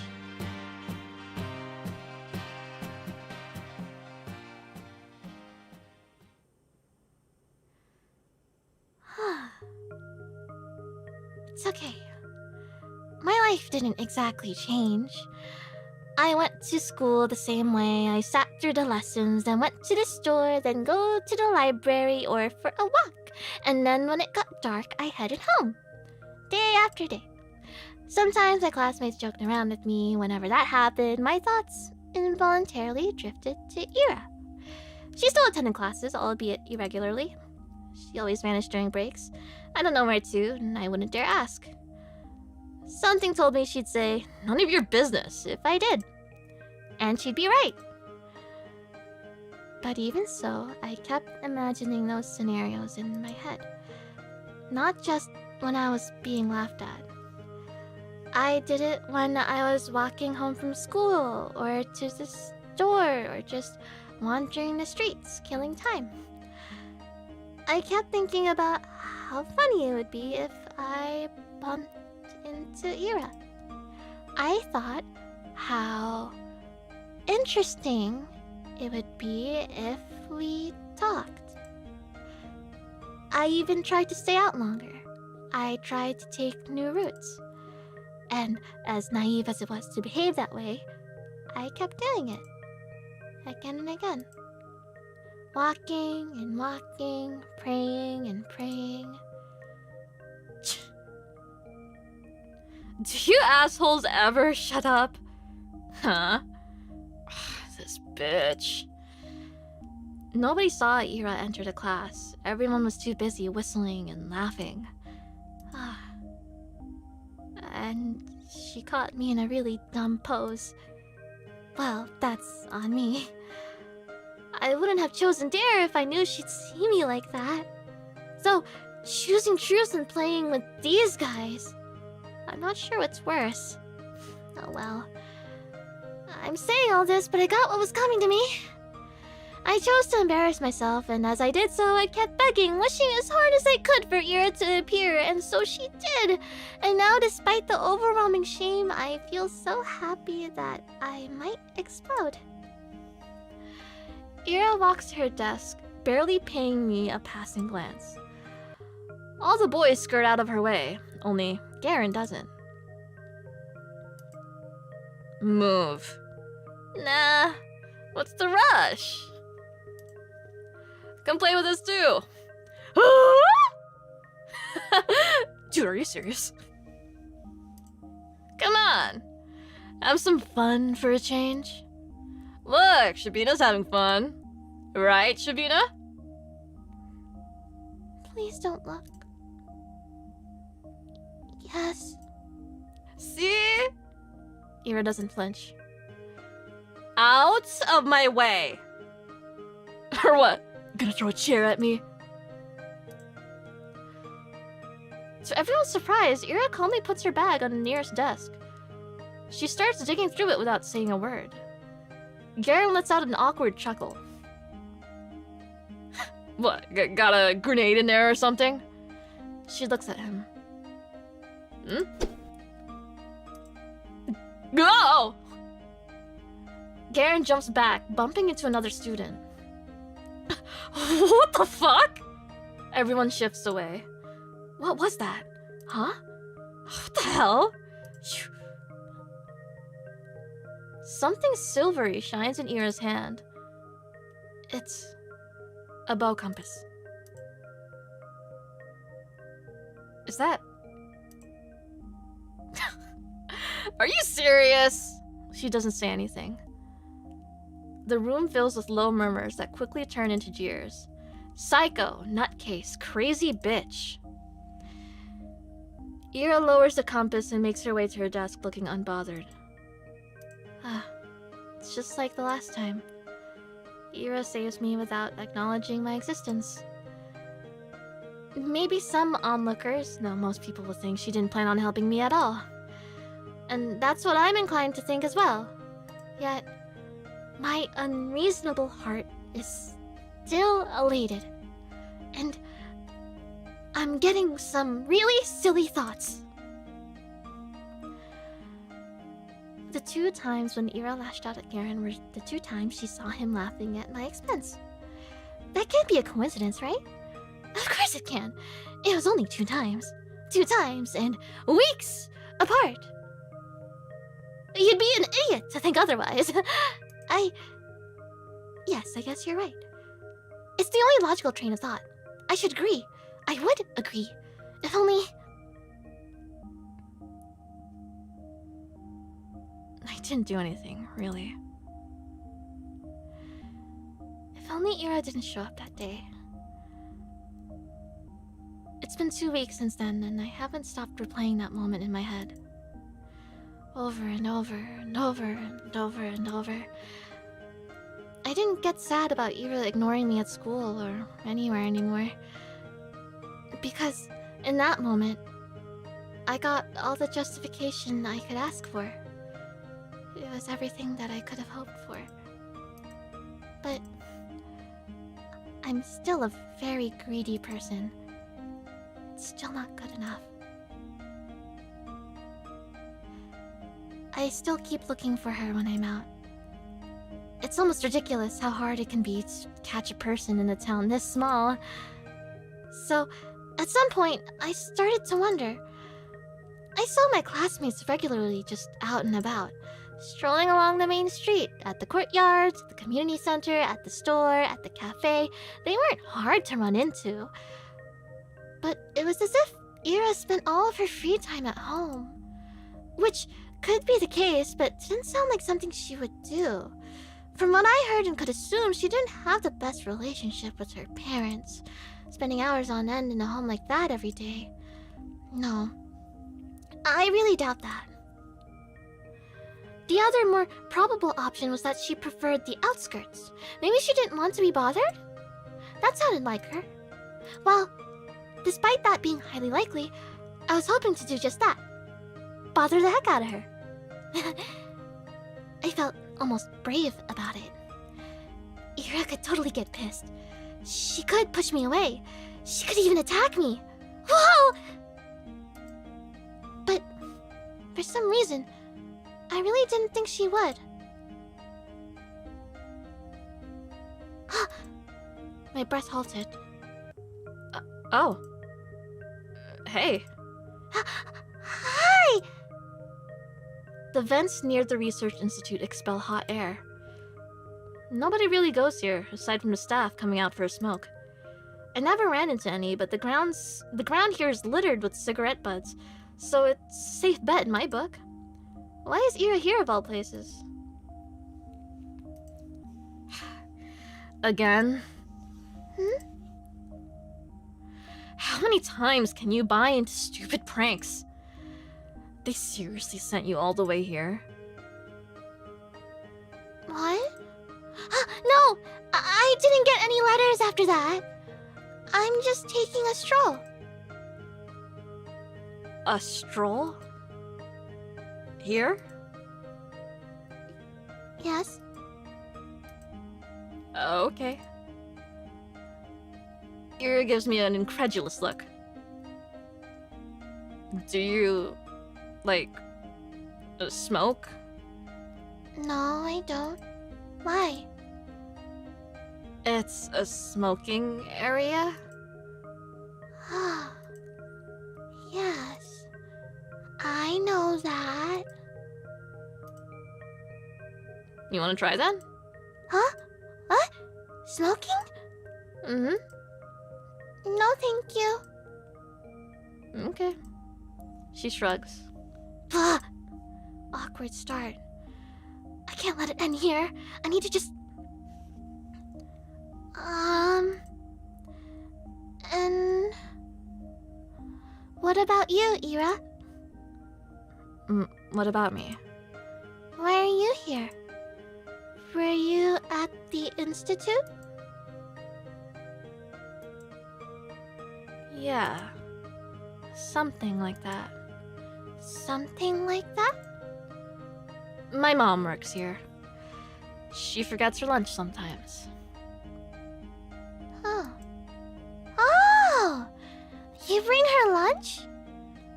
That's what I said. That's so sweet! Huh? I mean, it's really nice you look out for your mom. It's whatever. It's not. I know it's not. With all I've heard about her family, the fact that she still goes out of her way like that, it's really amazing. The thought of doing something like that for my parents has never crossed my mind. I mean, if I were told to deliver something, I would. But Ira's different. She wouldn't do something just because she was ordered to. She'd have to really care about it. Crap. That proves it. Ira and I weren't cut from the same cloth. When I spend my days looking for excuses to stave off the minute I had to come home, Ira's cooking, packing lunch, and carrying it to the edge of town. That goes against everything I've heard. But it makes so much sense. That's why I never see her on the street. That's why she doesn't have time to sit at the cafe. That's why she doesn't idle away at the community center. That's why she's such a caring person. That's why I'm such a piece of trash. No. She only said her mom forgets her lunches sometimes. Lunches are prepared in advance. It doesn't take long to get to the Institute, even if you walk from the other side of town. Yes, that's true. She'd still have plenty of spare time. This doesn't work. This explanation doesn't work.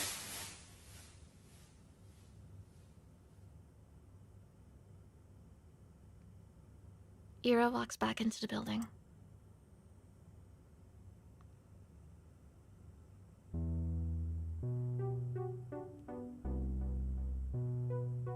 What the fuck?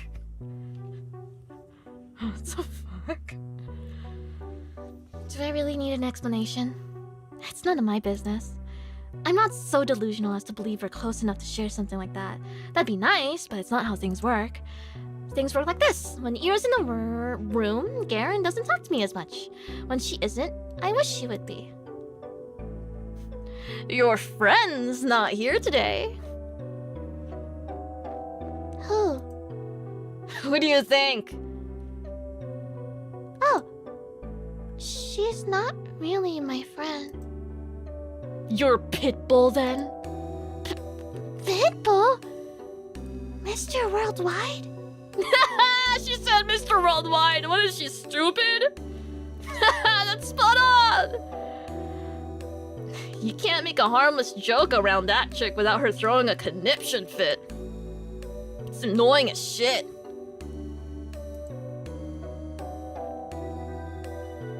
Do you think we're friends? Well, not really, but looks like they've picked up on it. on Ira reacting like that to me being used as a laughingstock. So it wasn't just me? It's not just my wishful thinking? That's nice to hear. Even if I still don't know for sure. It's the most comforting thing I've heard out of Gara's mouth to date. At least she barely shows up. Yeah, they'll probably kick her out before New Year's with that attendance record. Good riddance. That's right. Ira can't possibly be meeting the minimal attendance requirements. I don't know about her grades, but... Wait, I don't think they can expel her. Huh? Why not? We're the only school in town! Where else is she gonna go? Damn, good point. Yeah. Well, her parents can just send her away. You mean to another town? Yeah. To a relative or something. No! Oh man, now that you say that. Everyone, pretend to be surprised when that happens. No! No, no, no! I hate how they're right. I hate that I can see it happening. Everyone talks about it, how Ira's a nuisance to her household. It's been like that for a long time. But still, She forgets her lunch sometimes. Ah! That can't happen! No! It can't! It's not fair! It's not fair! They can't send her away! She can't go. She's so nice. She cares. She does. Maybe not for me, but for her family. Why would they send her away? That's just too cruel. They can't do that. If they do, then it'll be all be over. If they do, then they won't... We just started... I don't know what. I can't even call it talking. I don't know what it is, but that doesn't matter. Even if she just tolerates me, even if she doesn't want anything to do with me, I don't care. This can't happen. This physically cannot happen. I raise my head and look out through the window. The snow is falling lightly on the yard. The dark pine branches sway under its weight. The long gray clouds glide placidly across the tundra, far past the fences, past the mountain ridge. So far away that I can't picture it. So far away that my mind circles twice around the earth and comes back to the spot I'm sitting in. This world is way too gentle. It's been too kind to an ungrateful brat like me. So, if I've earned this world's good graces, why can't a person so much more deserving do the same? What does a person like that have to do? And is there anything that I can do? A bird flies past the window. Eva. What? I'm really using up all my luck these days. Ira sits smoking in the girl's bathroom just like she did when I first talked to her. Some snowflakes blow into the room and stick in her hair. It's gotten colder. Maybe you shouldn't sit so close.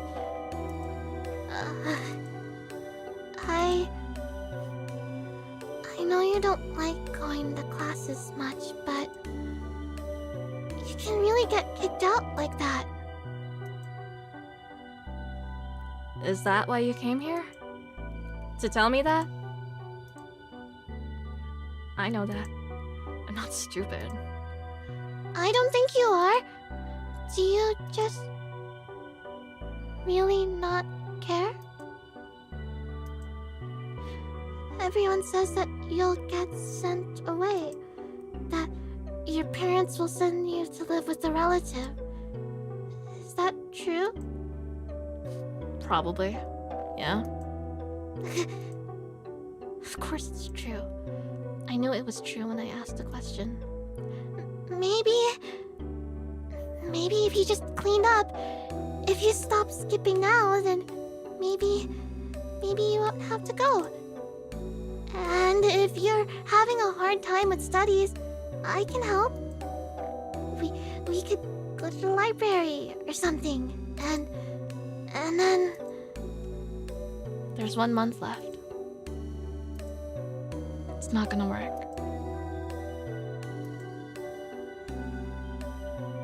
I get it. My voice is shaking. better if I keep staring at my shoes. It's okay. That's about what I expected. Of course I knew it's pointless to cram at this point. It was just an excuse. A selfish ploy to get some scraps of Ira's time before she goes. I wondered, did I do the same when Tosha moved away? It's only been 3 years, but now that I think back to it, it's all so hazy. I was a very different person then, I'm sure. At least I probably didn't humiliate myself like this. Hey. Huh? Thanks. No, I didn't do anything. It was a dumb suggestion. It was nice of you. Nice. Right. She doesn't know. She thinks I'm doing this out of the kindness of my heart. It's just not fair. She really is too good of a person. Are you not going to the toilet?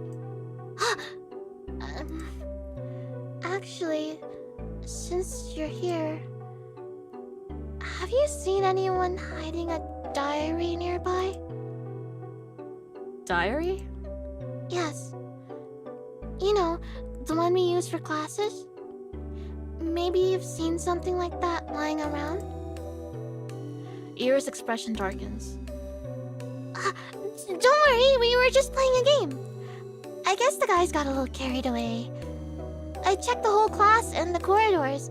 It's probably somewhere really obvious, but I'm just no good at that kind of stuff. When I hid Igor's pencil case, they found it right away. She throws the cigarette butt out the window and hops off the windowsill. Without saying a word, Ira storms past me, but I grab onto the edge of her dress just as she's about to leave. Wait! I said it's fine! We were playing a game! Really! Please, don't get into more trouble because of me. I wasn't going to. Huh? I have an idea where it is. It was Garen, right? No, Shurikov. Same difference. She walks out the corridor, I tag behind. I'm not sure what place Ira has in mind, but it becomes immediately clear when she makes a sharp turn to the right. Wait, serious? She swings open the door to the boys' restroom and loudly marches in. Gah! Some poor guy tumbles out, almost colliding with me. Sorry! We're sorry! He turns and shakes his head at me in disbelief. I mean, what's there to say?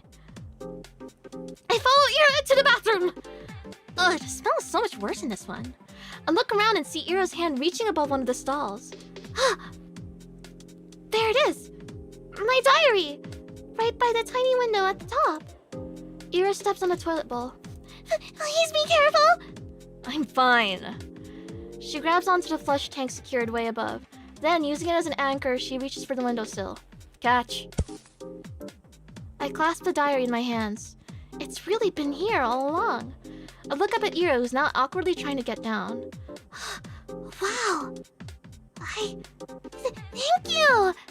Yeah. Ira almost loses her balance, but jumps just in time. The bowl makes a loud clang as she hops off. Whoa! Are you okay? Yeah, let's get out of here. You think it's broken? Dunno, I didn't see anything. Huh? But... Why would I be in the men's toilet? Gross. Ah, I see. Those are cute. They're cute. Hold on, I have to stim. They're cute. Why did she go missing? Why did you leave?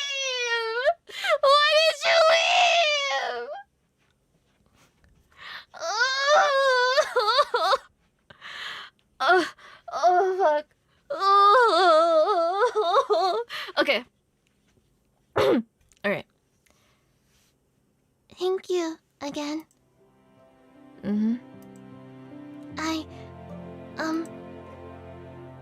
How did you know it would be in the boys' room?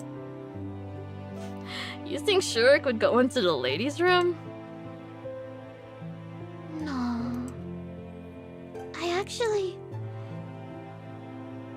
I suspected they put it there. I just didn't have the courage to enter. You can't keep doing this. I know. I should have checked there from the start. Instead of running around the whole school like a... No. You can't keep going along with it. It was just a game. It wasn't. No, really. We were just playing around. Bullshit! You know damn well what they're doing. They're not your friends. I never said they were. Then why don't you tell them to piss off? For once in your life. I can't. You like being a victim that much?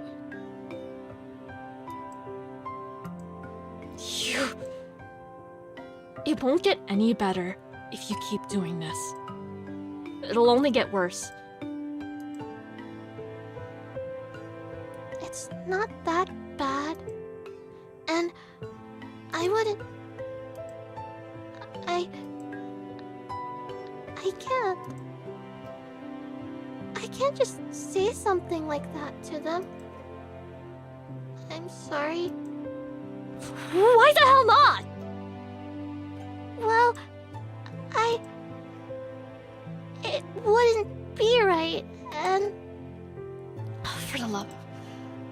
It's not like I never tried it before, but when I say something, they just make fun of me, and nothing changes. So freaking what?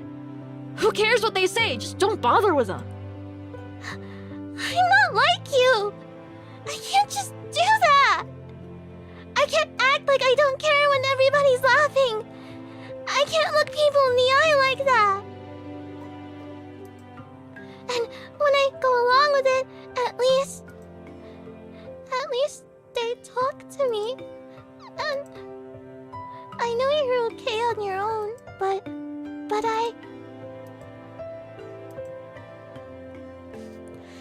So what's your plan? Huh? That's it? You're gonna spend the next 3 years like that? Seriously. She exhaled sharply. She doesn't even look annoyed anymore. I get that. I'm also disappointed in myself.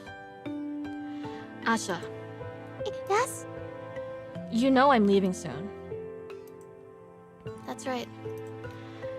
I understand what she's getting at. The unspoken rule Garen and his friends have been sticking to, holding themselves back when Ira's around. The real cowardly reason I'm so terrified of her going away. I don't know what to do. Why can't I stop?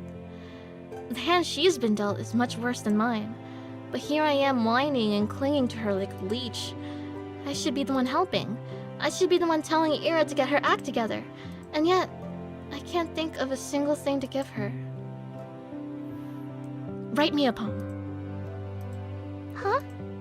A poem. Why? What kind of question is that? 'Cause I like them. Oh! Really? You like them? You like my poems? Why else would I ask? That's... Thank you very much! I mean... Yes, of course! Alright, one, do you want it to be about something, or... maybe in a specific meter? I don't care. Anything. Alright! I'll think of something then! I'll try! Yeah. You do that. Ira checks her wristwatch. I gotta go. See you around, I guess. Already? Yeah. Alright. See you around! She waves her hand and leaves. I watch her walking down the empty corridor. Empty. I've really stayed in school for way too long. The shadows stretch along the hallway, tall and dark. My heart is pounding. I should get going too.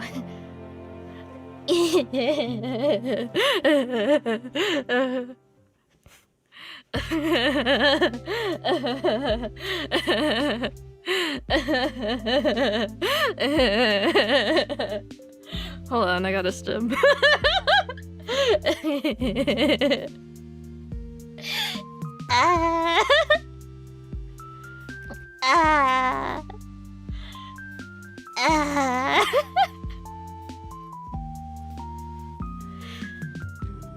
My life didn't exactly change.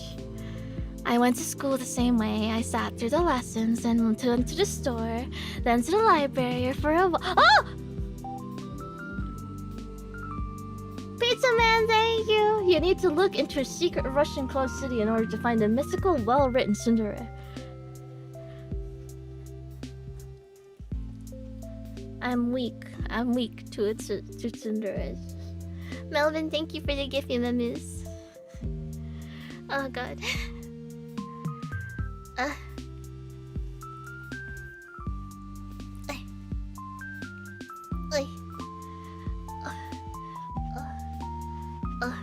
Okay, stop. Okay, let me drink water.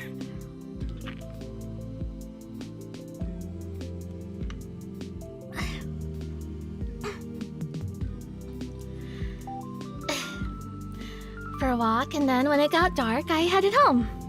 Day after day. Sometimes my classmates joked around with me. Whenever that happened, my thoughts involuntarily drifted to Ira. She still attended classes. She vanished during breaks. I never asked where to. I kept imagining scenarios in my head. Not just when I was being laughed at. I did it when I was walking home from school, or to the store, or just wandering the streets, killing time. I kept thinking about how funny it would be if I bumped into Ira. I thought how interesting it would be if we talked. I even tried to stay out longer. I started to take new routes. And as naive as it was to behave that way, I kept doing it. Oh? Ira! Hi! What are you doing here? Ira points to her cigarette. Oh, no, I mean... What are you doing at the center? Came to return some books. Oh! So you go to the library! What were you reading? Stuff. You don't want to say? You won't like it. Huh? Why not? Ira looks like she's really weighing down the pros and cons of exposing me to her taste in literature. Did she read something she shouldn't? Maybe she thinks it's too dark or crass for someone like me. That's kind of unfair though, isn't it? You know, the other week, I finished The Plague by Camus. Never read it. It's about a physician trying to save a town from an epidemic. Oh, I bet. Oh, I'm sure. Way to rub it in, Asha, huh?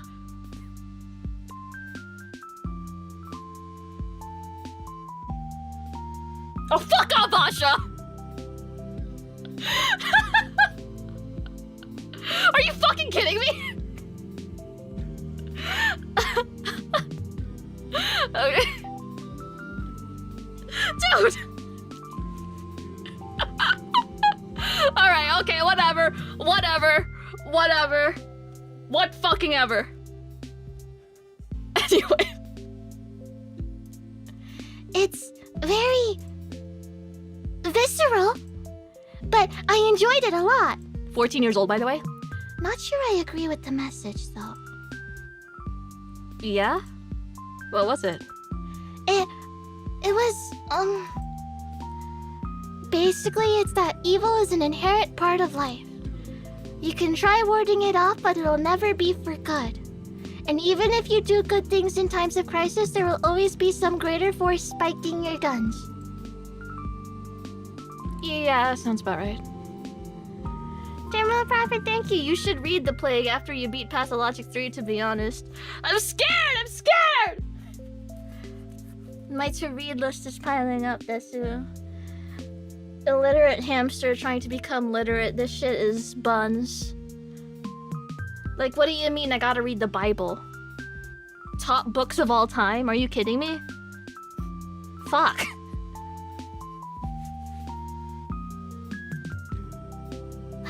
Huh? I guess there are some okay people in the world. But there's a lot more dirtbags. Really? That's a pretty depressing way to look at it. That's how it is.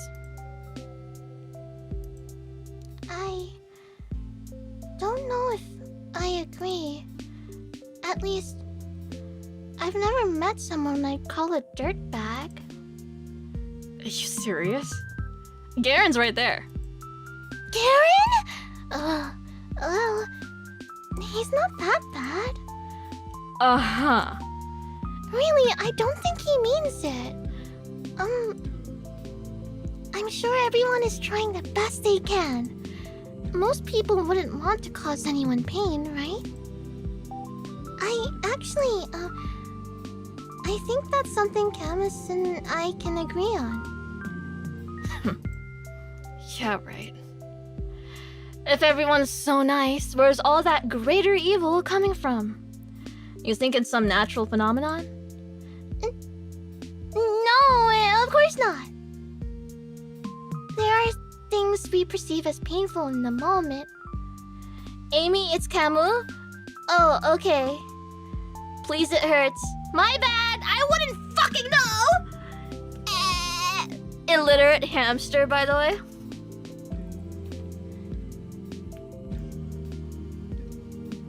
Say Camus more. Oh, okay. Camel! There are things we perceive as painful in the moment, and there are really horrible, awful things happening every day. But I don't think it's right to call them evil. Evil's intentional. Those things don't come from bad intentions. Sadness, loneliness, misunderstanding, fear, but not evil.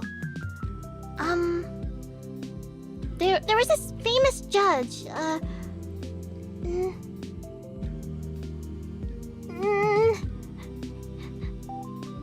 you pronounce that? Dionysius?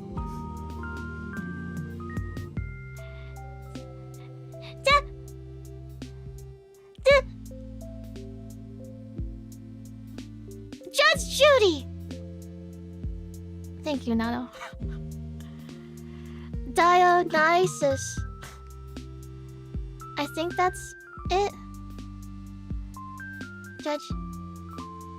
Is it... How do you... Dionysus? Die!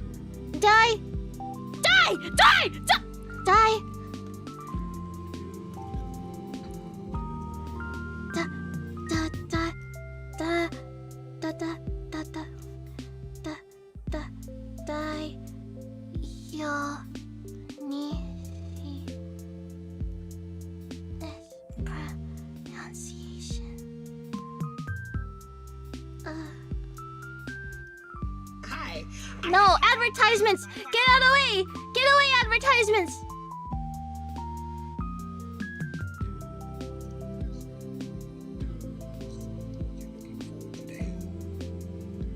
Let's learn together how to pronounce this Greek name.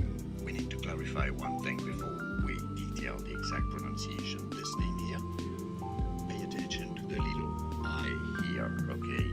It's different from this one here, okay? You can see that there's no I in between the S and the U, okay? So this one here is the Greek god of wine, grape harvest and winemaking in the Greek mythology, okay? Now this name here that we're talking about now, if you want to learn how to pronounce the name of the god, make sure to stay tuned, okay? That's the god. This Greek name is pronounced as Dionysius, okay? Dionysius? What? Dionysius. It's very similar to the Greek god of wine. Dionysius. And now you know. Here are more videos on how to pronounce. Dionysius. Okay.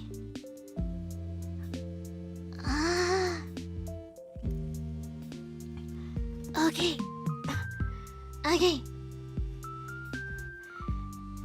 Dionysius. Something from ancient Greece, I think. Anyway, he said evil is not a being, for if it were, it wouldn't be totally evil. Evil has no place among being. Okay. So Hitler's not evil?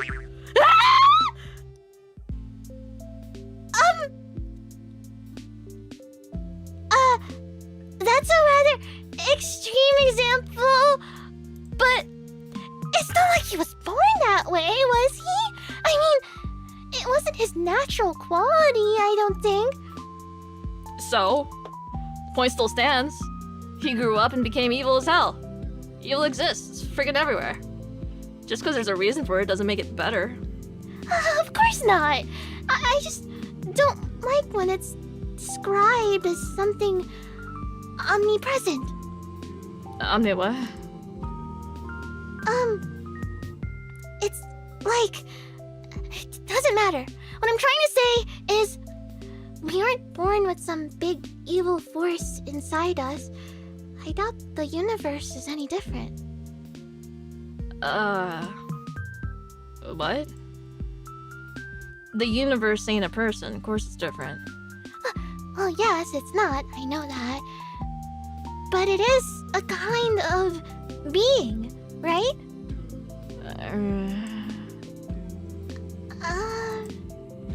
I mean, since every being is pure by default, so is the universe. Because it's the idea of being itself, right? And,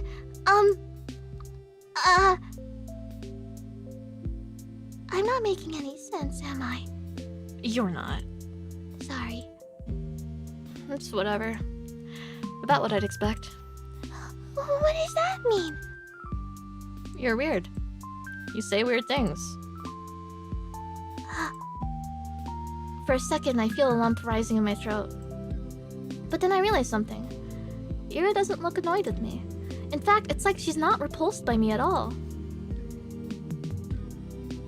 I don't really get it, but it must be nice being able to think that way. Like, everyone's good deep down. Like, nobody would ever hurt someone on purpose.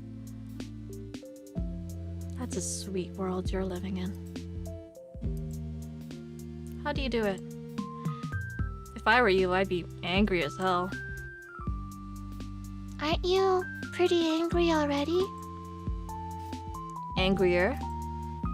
Wow. Even angrier. Yeah. I'd be 100 times as pissed. Scary. You bet. I imagined Ira throwing 100 chairs. 100 chairs flying towards 100 Karens. Chairs flying, bow compasses swinging. Ira's like a bodhisattva. Bodhisattva?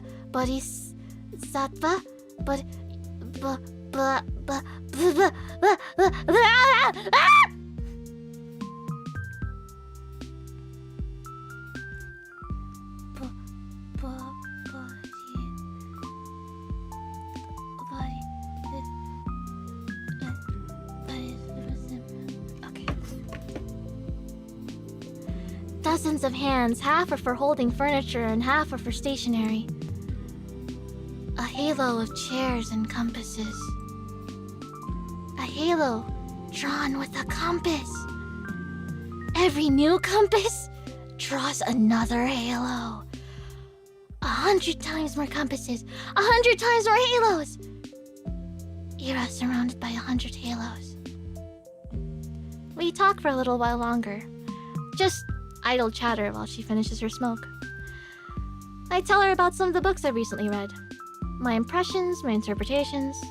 I'm not exactly used to sharing those, so my thoughts come out sounding dumb and crumpled. She keeps listening, though. Every time I say something, I search Ira's face for signs of boredom.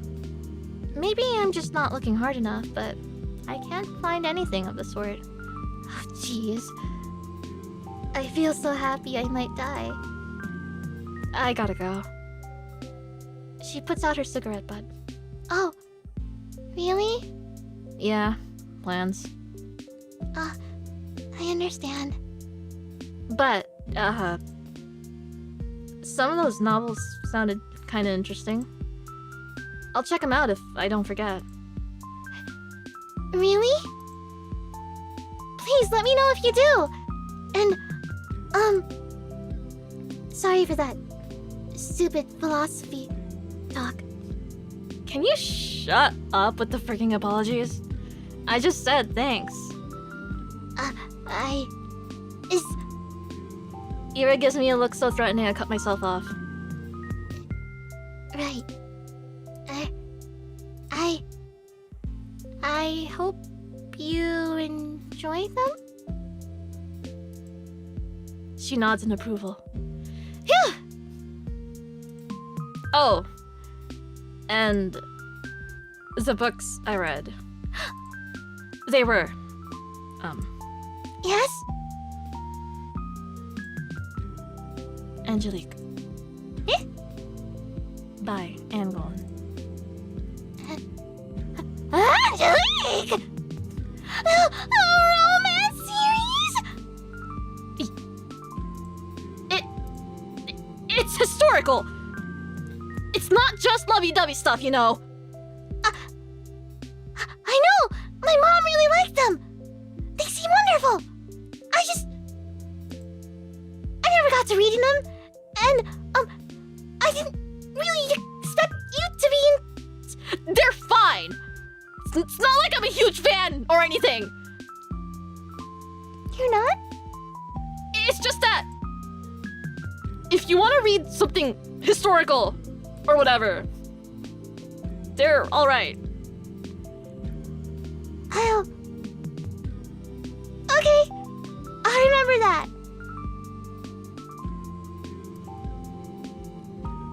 Ira looks like she's about to say something else, but then turns on her heels and stomps away. See ya. Yes, see you around! Ira disappears down the street. There she goes again. My body leans against the frigid wall. My legs are weak. We talked. Ira and I really talked! I never would have guessed. It was even nicer than I imagined, and I had no idea. This shit's so cute, but this hurts. I think the hurt's settling in. What do you mean we weren't really friends? What do you mean we didn't talk that much? I never really talked to her. What do you mean? Oh, fuck. Oh, fuck. Come on. What do you mean? What do you mean? What the fuck, man? Ah! Okay, anyways. So she likes books like that, huh? Ira likes novels like that. It's so wonderful. It's really, really wonderful. Every new thing I learn about her is more wonderful than the last. I need to meet with her again. I want to talk more. Maybe next time she'll tell me a little more about herself. It kind of feels like I hogged the entire conversation now that I think about it. That was really self-centered of me. Next time, I'll have to ask Ira more questions. I'll ask her more about the books she likes. Maybe we could talk about movies? I wonder what her favorites are. Does she also like romance films? That would be cute. I usually prefer detective films, but I really enjoy all kinds of movies. So if she wanted to watch something, maybe we could even go to the cinema? That could be so much fun. It's been a long time since I've gone there. I need to see her again.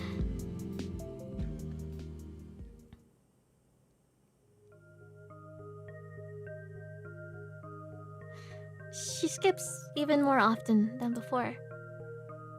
No point in keeping up with classes if you're getting expelled anyway. I guess that's Ira's modus operandi. To some degree, I understand it. But I still wish she showed her face from time to time, if only for one lesson. We probably wouldn't even talk if she came. Not something we ever do in class, so I don't expect anything in that regard. Just seeing the back of her head would be enough. What's with you, Shamina? Huh? You're all smiles. Finally taking my advice to heart? What advice? Not looking like you're about to hang yourself for a change? It's great to see, really. Yes. It is great. We're so proud of you. How about brushing your hair next? That grid makes you look like a basket case. Thanks, Vadim. I'll do that. You're welcome. He grabs my English notebook off the table. Payment for my services. His friends chuckle along. I couldn't care less about that. Even if Shizi isn't here today, I don't mind. I know we're going to see each other soon. I'm going to do everything to bump into Ira again. I'll walk the whole town up and down so that we see each other. I'll scour every corner of this place to find her. Perhaps I'm being overly reliant on the universe's kindness. At the end of the day, even if I walk all the possible routes, there's no guarantee I'll run into Ira. But I want to believe. No, I'm convinced the world is merciful. So if I try my hardest, maybe my efforts will be rewarded. Of course, it's an entitled way of thinking, but there's so little time left. Too little time. I need to make the most of it. I'll make as many memorable moments as I can while Ira's here. I'll make every encounter count. I'll fill this measly scrap of time with wonderful things. Ira! Hi! Ah! Jesus, it's you. She sighs with a mixture of relief and irritation. I barely hold in a giggle. I'm so glad to see her. It worked! It really worked! I spotted Ira between the rows of garages on the edge of town. She was crouching down by the wooden wall, hugging a thermos with one hand and holding a cigarette in another. What are you doing here? What does it look like? Meditating? Wrong answer? Ira shakes her head and looks back at the ground. Huh. The rush of joy that had washed over me when I first noticed her began to dwindle. Now that I take a closer look, I don't think I've seen Ira curled up in this way before. Everything about her posture screams exhausted. But why out here? Are you okay? She mutters something. Huh? On me. What was that? I didn't quite catch it. I take a tentative step towards her, but Ira's scowl stops me dead in my tracks. Eh? You spying on me now? What? No! No! I was just walking here! At a garage lot? Yes? She gives me such a look of contempt it sends a shiver down my spine. Why? I'm not lying! Really! I always take these walks after school, and going the same route gets boring over time, so sometimes I go through here. Or through the barracks. Or a couple times I even went to the helipad. You know, the one that's over there? As I speak, I see Ira's expression slowly change from disdain to confusion. This isn't right. We talked so nicely just a few days prior. Why then? Did she hear something bad about me? From who? I don't think she'd believe a word of Garen's. I mean, I usually stroll along the main street or near the community center, but it'll get colder soon, you know? So, it's better to enjoy the outdoors while you can, right? I just keep speaking, hoping she'll stop being mad at me. I need to keep going, I need to keep talking because that's what I wanted to do with her. I wanted to talk, and so I have to because I can't waste this moment. We can recover from this, I can cheer her up, and we will clear everything up, and she won't think that I'm some creep. I just can't stand it, I can't bear having her glare at me in silence. And, the views are really great here on the outskirts. The sky is bigger, and you could see way into the tundra, and, what I mean is I didn't think you'd be here. That's a lie. Well, more of a half-truth. I hope she'd be here, like I hope she'd be wherever I went. It's just that this isn't what I imagined at all. Not after our last meeting. Not after everything. She's just staring at me. For a moment, her eyes soften, but then she closes them as if just looking at me was wearing her out. She takes a drag and turns away from me. God. Can't I be alone for 5 minutes? I'm sorry. I wait for her to respond with something like, "Why are you apologizing again? Cut it out," or even just whatever, it's fine. But she doesn't say anything. I'm sorry. I'll be going then. Goodbye. Silence. I walk away. Cold wind blows in my face. The mounds of snow on garage roofs look smooth and soft. When blizzards hit, they'll get completely buried. I'd like to have a snow hill form over me, too. They look cozy. Actually, I wonder what Ira carries in her thermos. I guess tea would be the obvious answer, but what if she's one of those people that like to have warm soup with them? That would be cute. I should have asked her about it. I feel like I'm going to cry.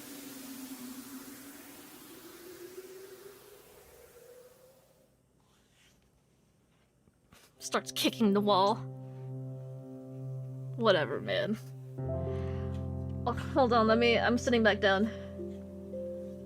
Oh, fuck.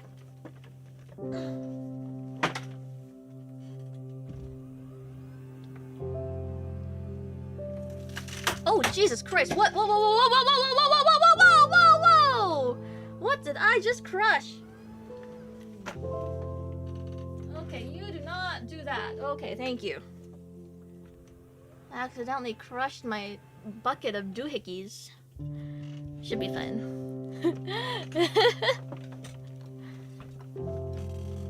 Alright. No, it wasn't the chair, you stupids! Anyways.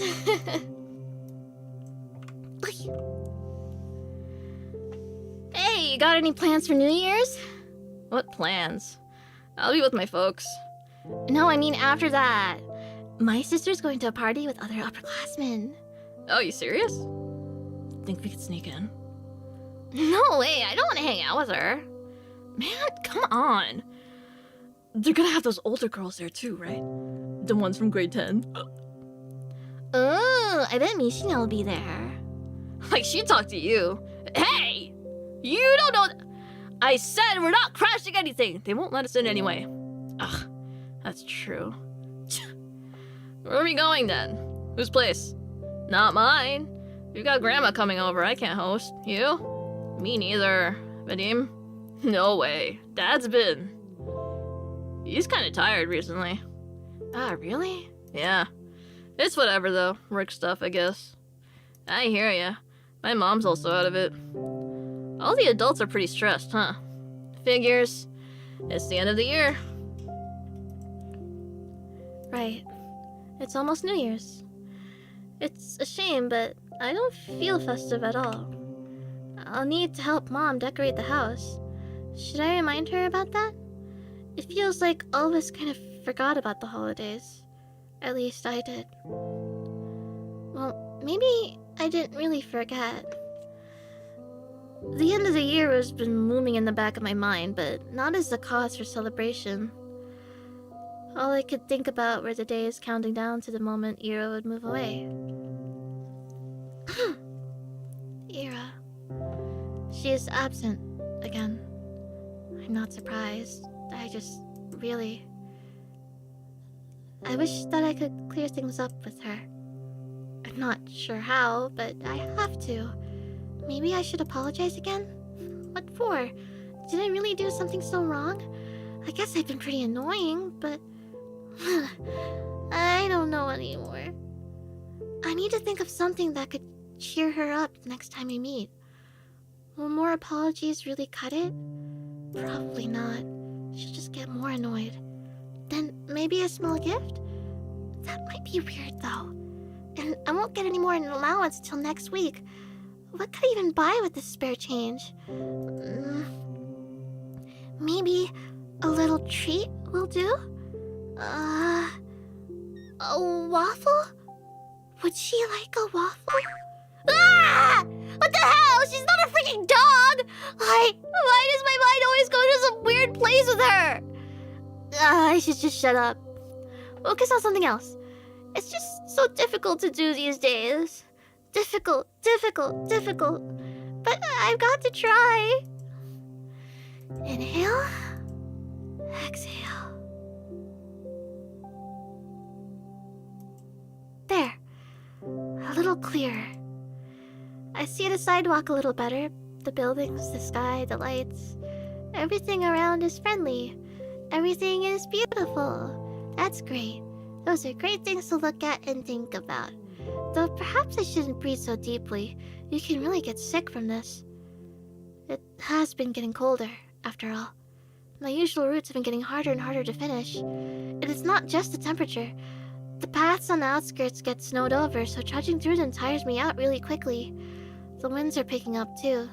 Even when I cover myself up with a scarf, it feels as if my face is getting pelted. I'm not meeting anyone out here in this weather. I should have gone to the library today. What time is it? Maybe I could still make it? It closes at 6, so... No, for sure not. Oh well. They've already begun putting up New Year's decorations. Everything's lined with lights. Oh! And there's a pine tree near the community center. It's so tall. And bare for now. Well, I like it as is. The way that snow rests on its branches make it look so mighty. Alright, I'm getting into a bit of a festive mood. Wish the frost weren't so prickly, then I'd look around some more. The streets are empty save for a couple of adults I saw walking down to the bar. Hard to imagine there'd be a lot of people out on an evening like this. So why have I been meandering around like I've got nothing better to do? Every answer to this is embarrassing.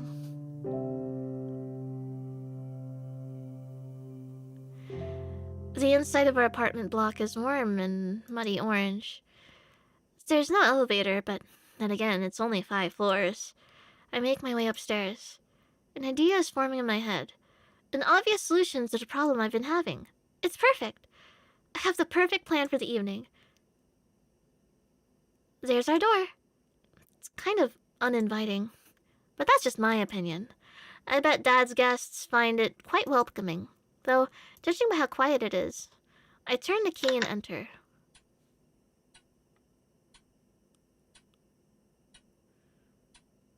The only sound is the faint muttering of the TV coming from the living room.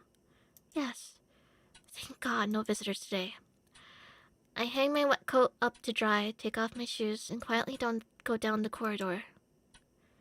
Hi, Dad. Hello. I don't even stop to peek into the room. I won't see anything I haven't seen before. At least tonight seems like it'll be calm. I wash my hands. When I exit the bathroom, I hear a soft voice from the kitchen. Out with friends again? Mm-hmm. Hi. Mom nods her head, staring in front of her. She's smoking again. I go in and open the window, then turn on the light. She squints from the sudden brightness. You want some tea? I'm setting the kettle. She shakes her head. I sit opposite her and wait for the water to boil. She's not saying anything, and neither am I. It's not awkward, per se.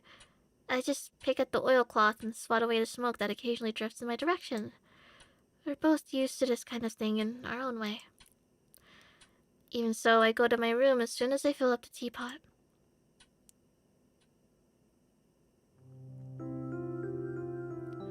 I don't like locking myself in here. I do it every time, and every time I'm swarmed with nasty thoughts. Can't even spend time with your own mother. You run away from her even though she has it so hard. You traitor, brat, ungrateful filth. It's the kind of self-flagellation that goes nowhere. Do I think that if I badmouth myself enough, I'll be forgiven? This happens every time and changes nothing. It's pointless. So I direct my attention elsewhere. What was I going to do? What was I... Oh, right! I pick up a pen and start flipping through my notebooks. Ira asked me to write a poem. Just thinking back to it makes me so giddy. She said it. She told me she liked it. Ira likes my poems.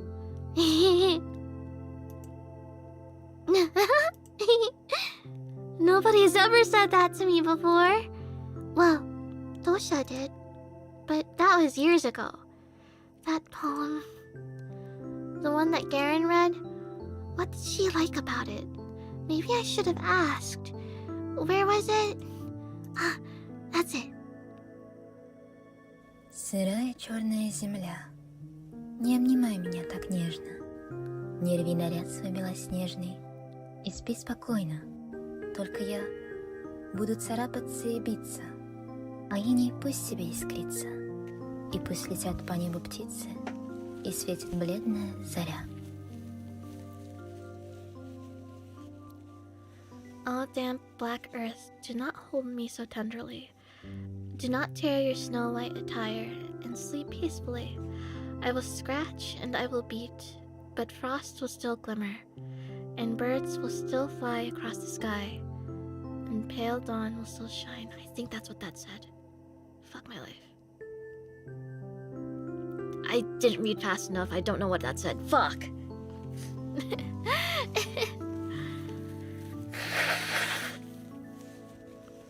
Gah! Oh, it's coming in. Yep, mucus desu. Uh-oh, uh-oh. Uh-oh. It's so lame! I can't blame them for laughing. If anything, Garen was too nice. But at least she liked it. For some freaking reason, Yura liked it, so maybe it's not all bad. Maybe I can make something worthwhile. At least, worthwhile in Yura's eyes. That's all I really need. She got angry at me the last time I saw her. I don't know why. I mess up a lot. I really mess up a lot. I doubt she was in a bad mood because of me, but, I definitely didn't help. But now I will! Maybe if I do this, she won't be so mad anymore. I've been really trying since that day. The day she helped me with the diary, I mean. I've been trying, but I just can't get the words to flow right. Today, though, I really want to do this today. I think I can do it. I'm like a kid that only does their homework when their parents yell at them. I don't even know when she will show up to school again. Bumping into her on the street is a tough bet, especially with this weather. Well, I'll try anyway. I've got nothing to lose. What's the worst case scenario? Appreciating gorgeous scenery? Oh, heaven forbid. I'm going to enjoy this to hell and back. And when I hand that poem to Ira, then it will all be worth it. Oh, fuck.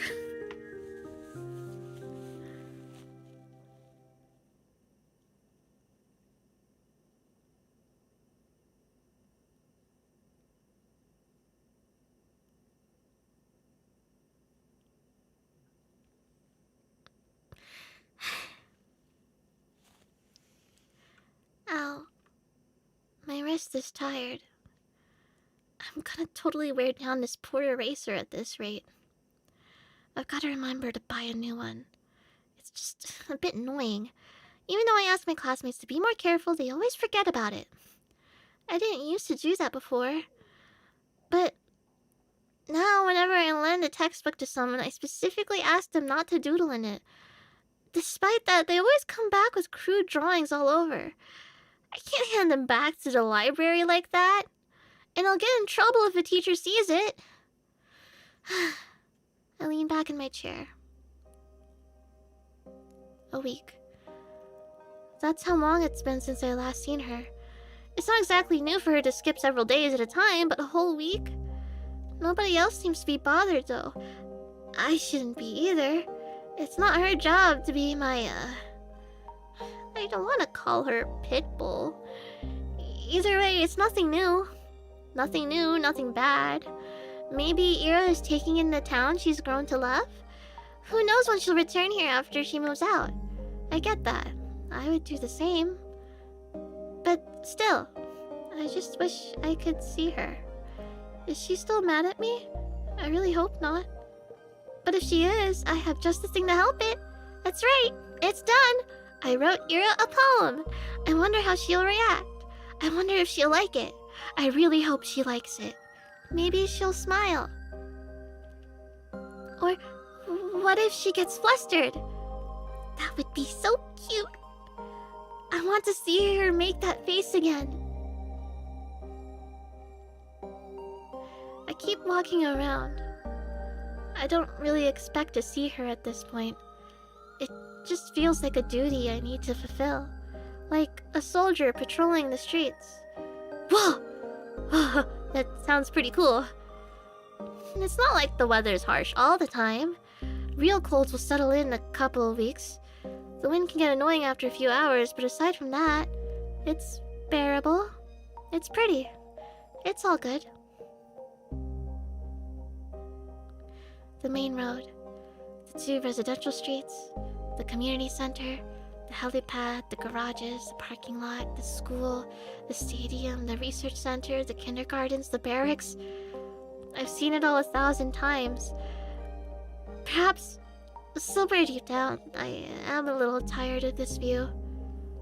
But I can't hate it. And I can't pretend like I won't miss it when it ceases to exist. When I finish school, I'll go to university. I'll tell everyone I'm from Vorkuta, not Vorkuta 5. Because Vorkuta 5 does not exist. People from Vorkuta 5 do not exist. The ones outside will ask me something about Vorkuta, the real Vorkuta, and I'll answer with zero hesitation. If I couldn't do that, I wouldn't be allowed to leave at all. To leave Vorkuta 5, you have to deny its existence. I have to deny its existence no matter how much I want it to exist. I have to deny. I have to.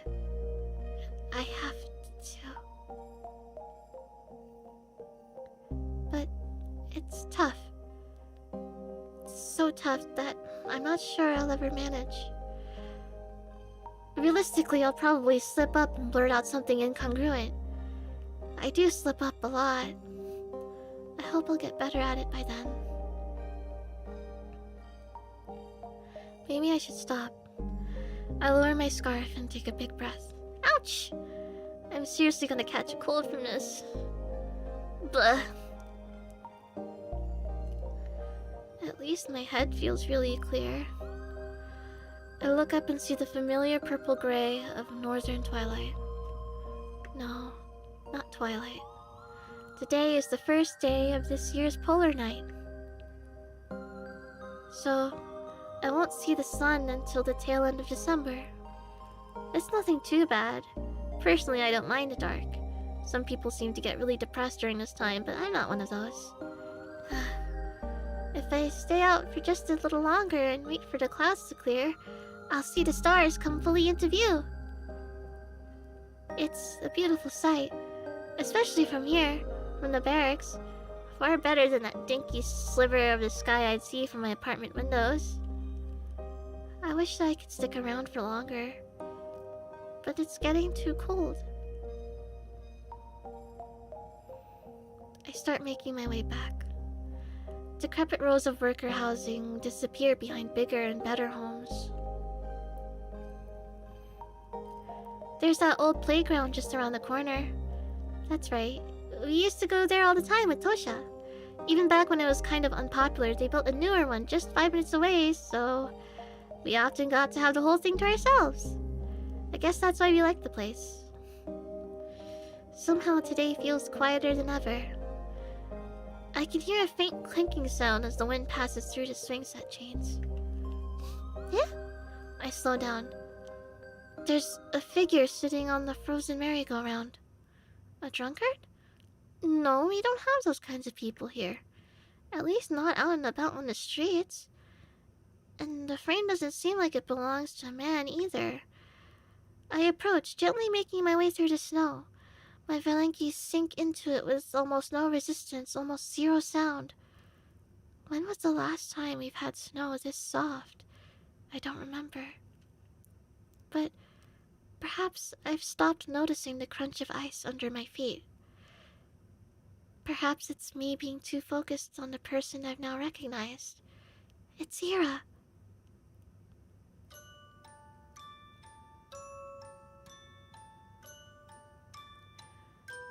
She's hunched over, elbows on her knees, head down despite the cold. Her hair is tangled, half wet from the snow. What is she doing out here? Smoking? Or... Huh? I stop a few meters away. Ira is letting out quiet, gasping sobs. Ira? She looks up fast as if jolted awake. Eyes red and puffy, face raw from wiping at it with her sleeves. There's a bit of snot on her upper lip. What do you want?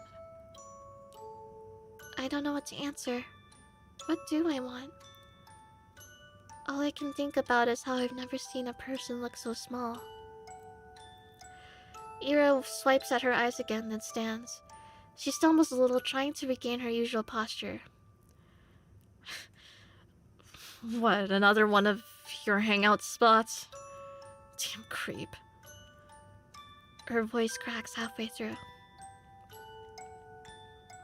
Well, enjoying the show? I slowly shake my head. No. I just... saw you. Ira rubs her nose on her sleeve again. Her hands are shaking. Then go back to wherever the hell you came from. Go home, Asha. This isn't for you. I take a small step forward. I want to say something, anything, but my head draws a blank. Before I could squeeze out a single word, Ira turns around and stumbles through the snow, away from the playground. I can't even muster the courage to call out to her, let alone follow. I simply watch as Ira vanishes into the alley. If not for her footprints, I believe she was never even there. The snow keeps falling. A feeling I've long forgotten swells inside me. I've learned to not acknowledge it, so it got buried many layers deep. The hollow space inside my chest grows darker. The sky is full of pinpricks. The world is looking down on me, but not in the way other people do. It's kind and gentle, and I don't feel small under its gaze. Its eyes are pure and tender.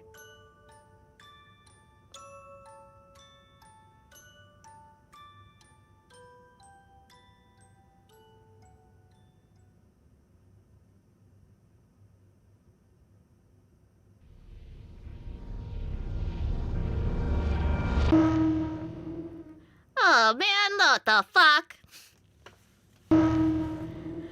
Marina!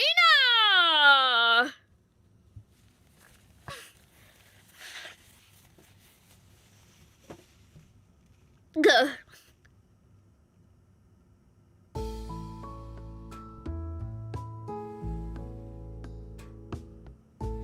Should I keep going? I feel like maybe I could save. I could pick this up again later. How are you feeling? I'm hungry. And my app mucus.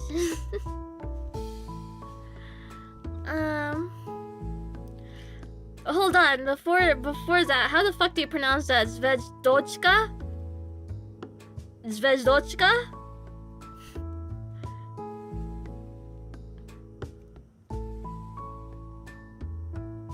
One episode to stream? How many episodes are in this game?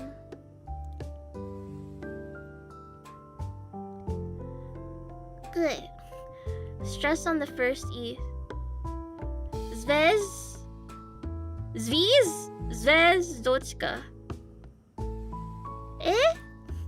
Melvin, thank you. 3 or 4, I think. Humma humma. Humma humma. Humma humma humma. Z.A.T.O?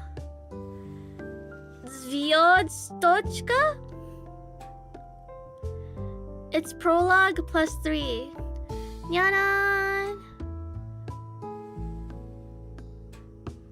Z.A.T.O? Z.A.T.O.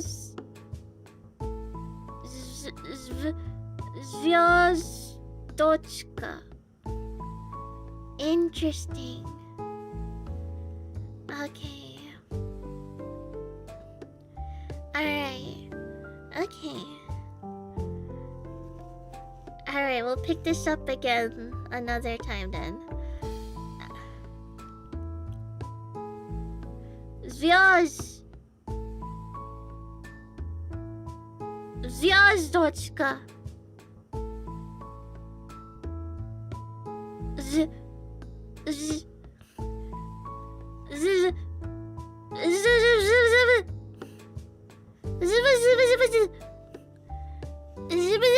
Oh man, I'm so hungry.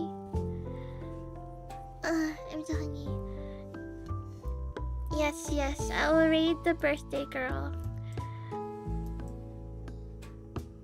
I feel bad. I didn't hold on, let me see. EST. Oh wow, that's really late. Okay, never mind.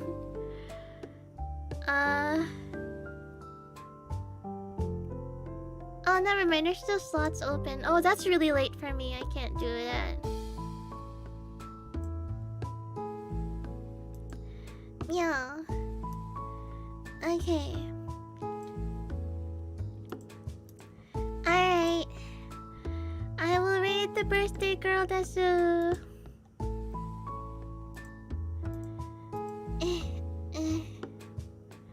Where is she? Atashi vampire iyo tsuttatai ne.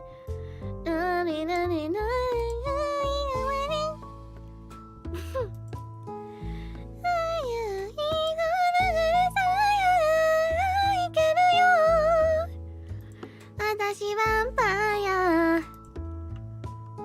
Okay. What was I saying? I've been really enjoying this so far. I'm curious how it will go, cause like, what the fuck? What do you mean? What do you mean secret Soviet society? What the fuck do you mean? What are we doing? I'm not well versed in the histories, Desu. Is Asha real?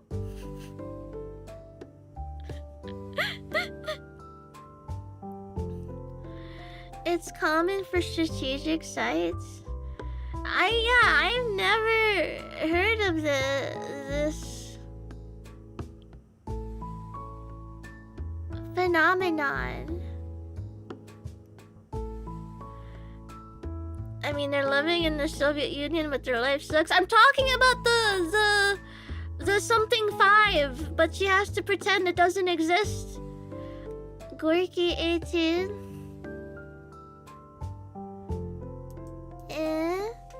Gorky. That sounds like you're telling me to look up something from Grok. Is it... This is a video game. Eric, this is a video game.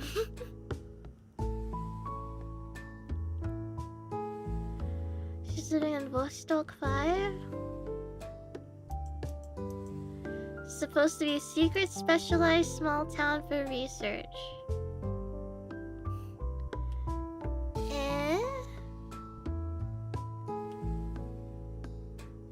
It takes place at one of these towns that don't exist.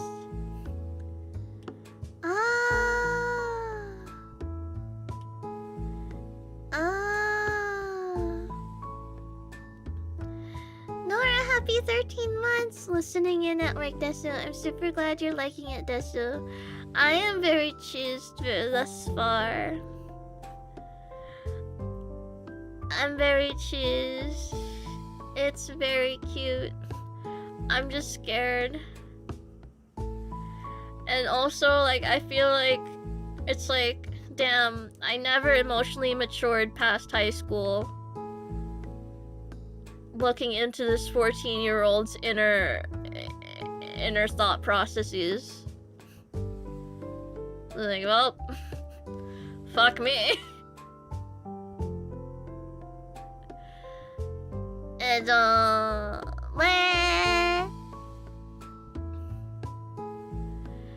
I guess Z.A.T.O means a closed town. It's an abbreviation.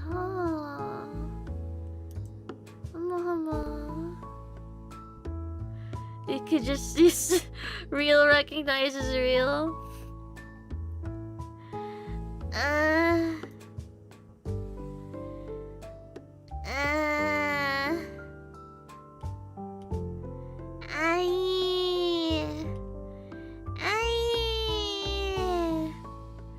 There is also Emba 5, which was a mod for Morrowind made by a Russian guy who wanted to recreate the town he grew up in. That's so interesting. Yeah, in the beginning she said the town doesn't have like over 6,000 people, right? Like at maximum 6,000 people live there. I don't know how small that is. It's based off a short story by a contemporary Russian author.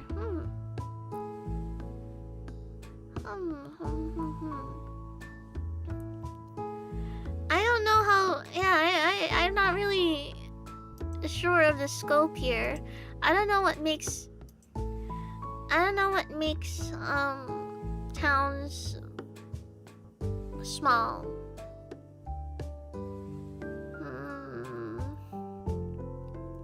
You don't know how small 6,000 people is? Because to me, 6,000 people is kind of a lot. It's kind of a lot of people. I wouldn't know. 6,000 is small. I live in something considered a small town and we have like 20k. My hometown is 200,000. I read an article recently about a town like that in China. I did for IT for a town of 25,000. That felt small. Hamster living in Alaska, bro. I don't. The scale is not. It just doesn't compute.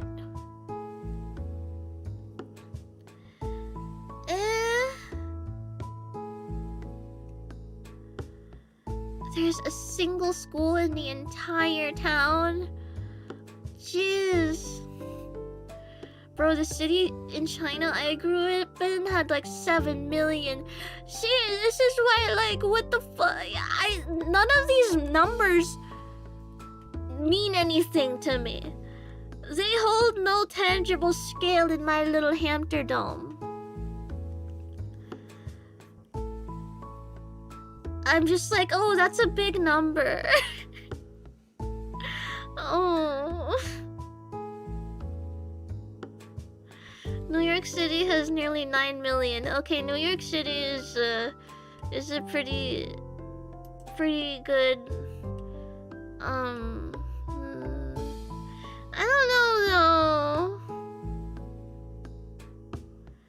6,000's like a big suburb. A big suburb. You have 49.2 thousand subscribers. Yeah, and you're not real. None of you are real. You're all just freaking voices. You're all made up. The simulation. The simulation.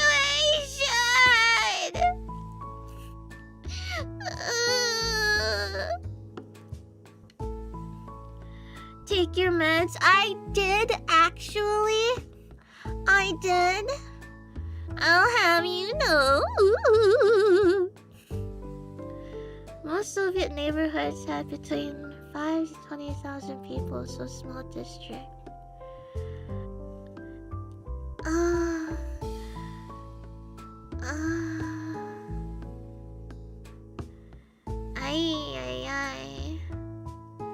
I need to brush up on my history, but brushing up on history is scary. Ah! Nightmare! Nightmare! Nightmare! Ah! Ah! Nightmare! Ah! Nightmare! Ah! Ah! Dude, what's your problem? Melvin, thank you. She thinks I'm not real, not Filipino, doesn't play mahjong, doesn't live in New Jersey. Not 5 alcoholic beverages inebriated. I'm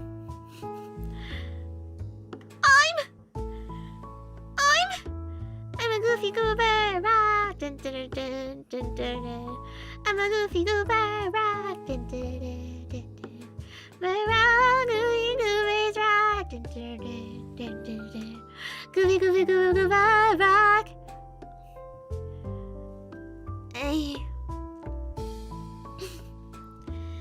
Alright, is it time? Is Amy letting go? Amy must let go. Did I set up see you Monday? I don't know, actually. Anonymous, thank you for the dono. I'm not real. This money is not real. No need to react. Oh, I'm sorry.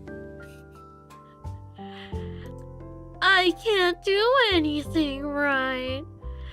7475, thank you. I've been told I'm brown enough to pass as Filipino.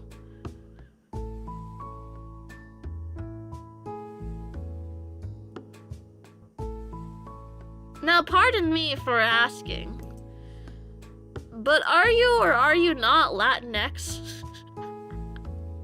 Saying it with the hard X and everything.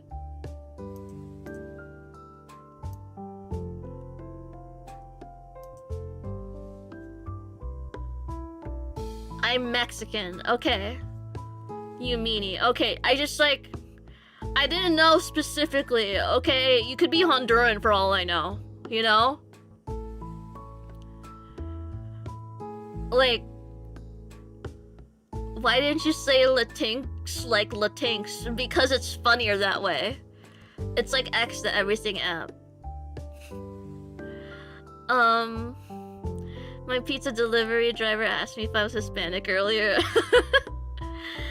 Ben Moans, thank you. Life is tough, world is a fuck. Although the day of the next Eimi stream will come, and that is something to look forward to. Yay! Yippee! What was I saying? But yeah, what do you mean brown enough to be a Filipino?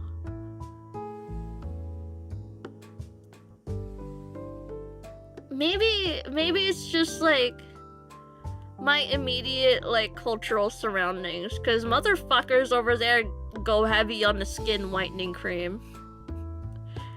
Sure, they're brown, but they sure as hell don't want to be.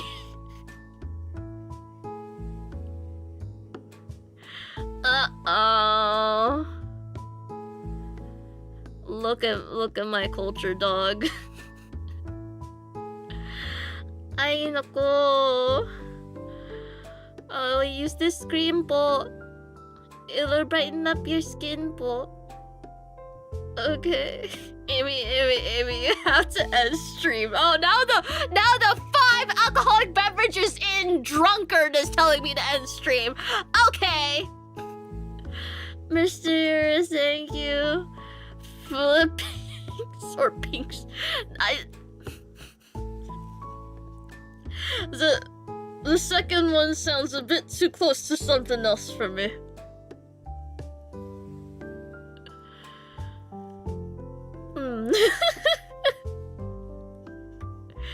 Okay, I need food. I need food.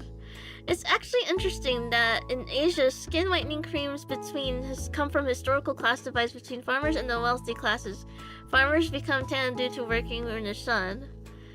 So being dark is low class. Wow. You know, it's crazy. No, I'm not saying that. I'm not airing out my family's business like that. You guys don't need to know that.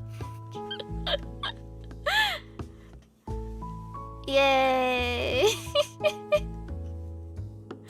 Woohoo! Okay. Amy, do you have farmer cousins? I actually don't know. I don't really talk to my cousins.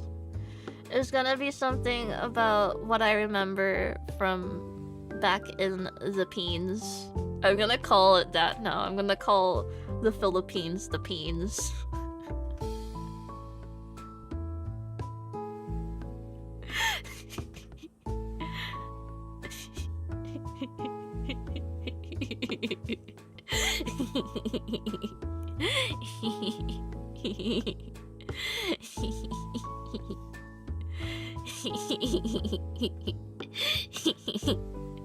You should go. I'm gonna go.